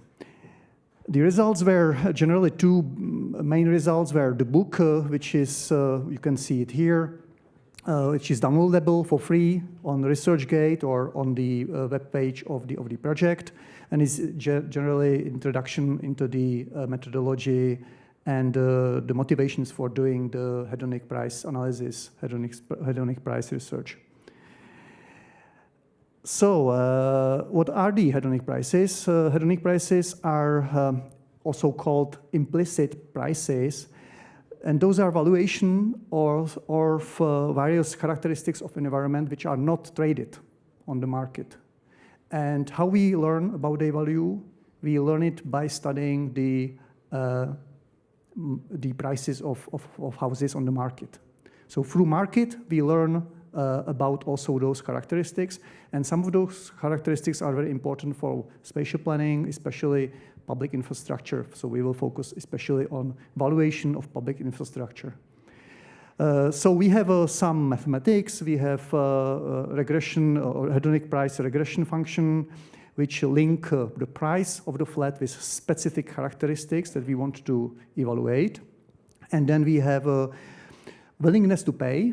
For example, I don't know, this is willingness to pay for certain amount of public goods, for example, the park, and that's the price. You can see that there is a decreasing willingness to pay while we are increasing the amount of goods. So it's also important information whether we have too little parks or too much parks. And then hedonic price function give us just this tangential which tell us about the marginal willingness to pay. So it's important just to understand a little bit the meaning and interpretation of those models. We cannot use them for big differences, measuring the big differences, but we can use them for measuring marginal differences. Okay, quickly to software. Software is based on R package, which is the one of two main languages used for data science. First is probably Python, then R is maybe second, but they are nearly equal. The good thing is that this is open source, that there is several thousands of libraries that can be used, and our software is, of course, built on those libraries. This is not coded from zero. It is based on those libraries. We are doing for development of the software, we are using RStudio, which is IDE tool, but for a normal person who want to use it, he can use a very simple command prompt tool, RConsole. But generally, this is prompt-based manipulation of. We don't have a GUI created. I'm not the Apple to create a GUI. Okay, so how it works? First of all, we have I will show you here. We have data on buildings. We have two kinds of data. We have data on a real estate market. That means the list of flats with added price tag. And then we have so-called synthetic buildings, which cover all the buildings in the Prague. And we identify, because those original data that are licensed, you can't get them, because they are a property of the intelligence projects. They are not referenced, so we reference them first. And then we evaluate the intrinsic characteristics, the size of flats, and if they have a parking place or terraces and so on. And then we also need data on generally characteristics of the area in Prague and in surrounding. We are also studying the surrounding here, the districts Prague East and Prague West. And we are using generally open data. Those data, Zabaget was open 1 year ago, so nearly all the data now are open, which is good. And then we have some methods for generating input shapefiles, which are adjusted for our needs. And then we use those methods to evaluate characteristics in the context of each flat. Each individual flat is evaluated like that. So for now, we have 34 variables, which are selected as the most important for roughly 155,000 flats. That means if you multiply it, you realize that you are doing 2 million of operations, and one operation means those are spatial analysis, spatial processing. So one operation is also very difficult. So actually, this takes 3.5 days to calculate this, and therefore we did it once. We have it stored, and it's available, of course, for you, for everybody to continue the research. So what I want to say, we created kind of infrastructure which can be used in a situation where those data are changing quickly, those data are changing, and we have an infrastructure that is doing a lot of steps. Also, missing values imputation, because those data are dirty data, they are missing values, so we are completing those values and so on. So this dirty work is done with our engine, and I think that this is the value of that. Then you can see the results. Each flat is evaluated based on those characteristics, and what I want to say, you don't need to be interested in hedonic price regression. You can be interested in correlation between the variables. You can study spatial clustering of variables. You can study dimension reduction. You can study regression analysis, studying relations between not only between the price and something, but between every characteristics generally. So we created, again, more general tool that can be very helpful for environmental analysts, not only for economists. Then we have a data, finally, so we can make estimation of the models, and here you can see very simply put it estimation. We have some formula. You can define various relations, various functions as you like. Then we have flats, those data that I just talked about.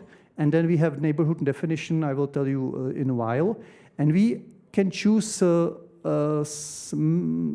of those models and even more, which will be implemented soon. So we can choose different models, and then you have estimated model. Estimation, again, can take several minutes with simple model, or less, which is ordinal least squares. But with the spatial regressions, which I will talk about in a while, it can take 1 or 2 days again. It's very, very, very difficult estimation process. So everything is done for user, because this estimated model, once it's estimated, it's saved, and it can be used for prediction. So we are building a kind of library of models that are pre-estimated for later use. And then you can have various models, diagnostics, you have the marginal prices and their coefficients of confidence intervals. Well, one thing to point out is that everything is related to everything, and urban context is very complex. So normal regression assume that we have 2 flats and their prices are independent from each other, but this is not true. Once somebody will come to you, real estate agent, and he will sell flat for you, he always asks, and what is the price of those flats over there and that flats over there? So he will set the price according to other flats. And we have a problem. We have an endogenous spatial dependence. But also we have solution. We have spatial autoregressive models that are taking that into account.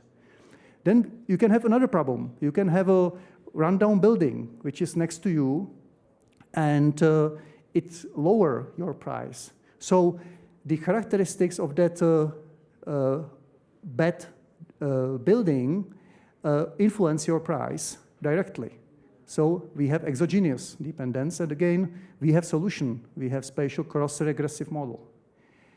Or you can have both relations. You have spatial Darwin model, And also, you can have something like unobserved variable that influence your model, but you don't have it fixed in your independent variables, and everything is then somehow reflected in the errors, in residuals. So you have spatial dependence of residuals. And again, we have solution. We have a spatial error model. So you just need to be very careful which one of the model you choose. We have many diagnostics tests, many statistics, and we can cope with that, of course.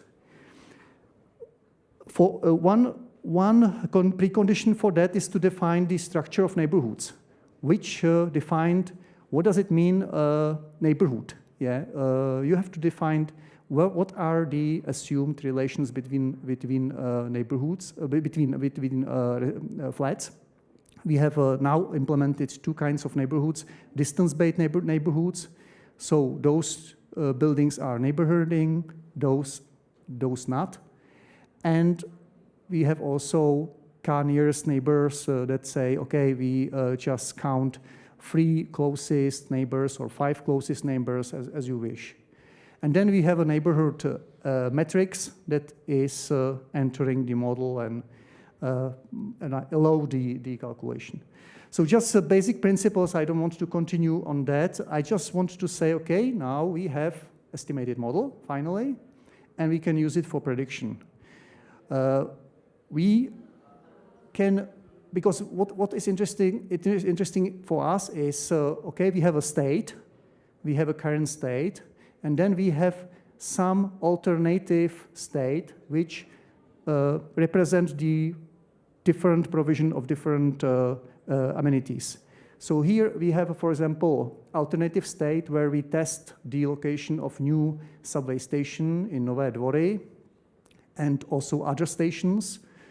So we evaluate the change in accessibility, in proximity to the station. We put it into the synthetic flats. And now I would like to say what synthetic flats are. Synthetic flats are the whole population of the flats in Prague. So you have all the flats in Prague. You are using the open database, but you don't have all the information on those flats, of course. You don't have the size of flats and so on.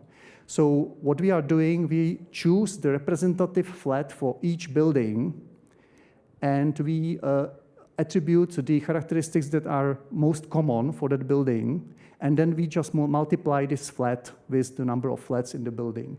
For now, good. Anyway, we cannot go to more detail because we don't have data there. Okay, and then we have those changes evaluated for each flat. We sum the price difference, and we have some kind of results which tell us how much is the value of flats in this case, 800 meters from a subway, how much they are raised in total aggregated. So to my last, I think, 2 slides very quickly. I just want to say how it can be used because this is really open source. So of course, everybody can download it and use it. But here is the line, which means something. Here we have a set of variables evaluated for each flat, but those variables are based on data which are licensed. So probably you won't have access to that. We can do it for you. We can do the estimation of the models and to save the estimated model for the use.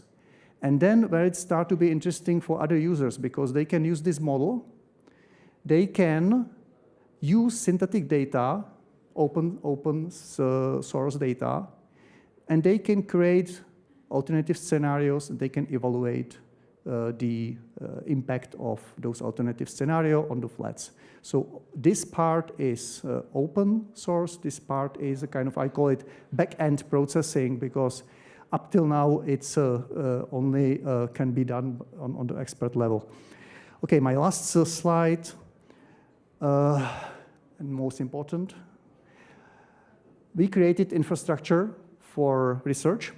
So now it's open for research, and I'm selling here this opportunity to use this tool for research, and I hope it will help to facilitate the research which is done in foreign countries, but not in Czech Republic.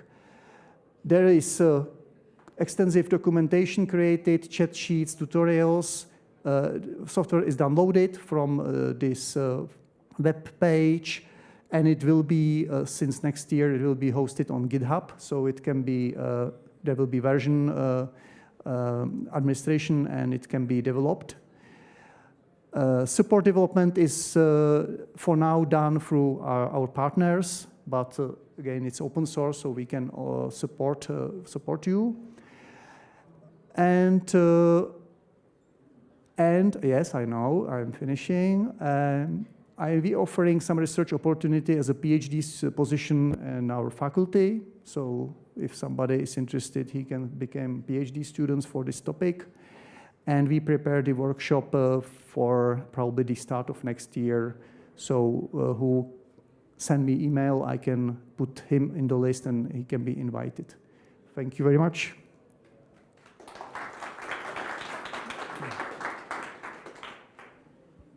Even though we are late, so there is still a space for one question. Yes, please.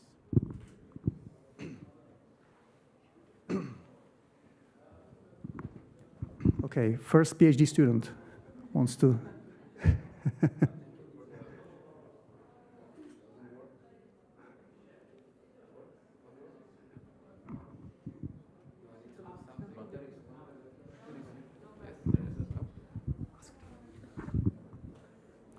Okay. Okay. So, thank you for the presentation. For me, it's very maybe difficult topic to understand, but as I maybe understood it, so you calculate the prices of the flats based on the surrounding planned infrastructure. So, if something happens in the urban area, how much it will impact the prices, and it's only the flats. Or do you plan to have it for the land value as well, or other nemovitosti? Yeah. I don't plan it now. I think we have quite a lot of work with flats, and also there are no data on the prices of land in the city. Yeah, but your intuition is good. Hedonic prices are also can be used for land prices. So I'm sorry, I have to finish. Thank you very much once more.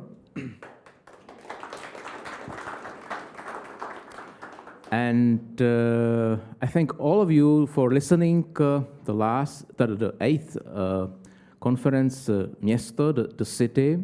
I hope that you enjoyed the colorful palette of different approaches. You can see what different perspectives can be observed in the city, and how much new technologies influence our way of thinking, and how much new technologies will also have an impact for decision-making of politicians.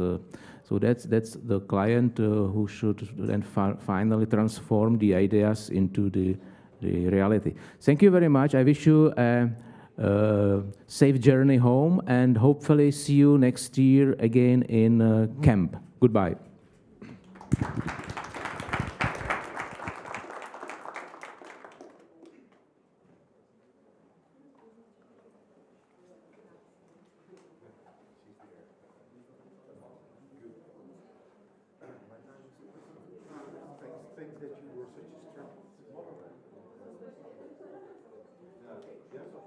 Yes, please.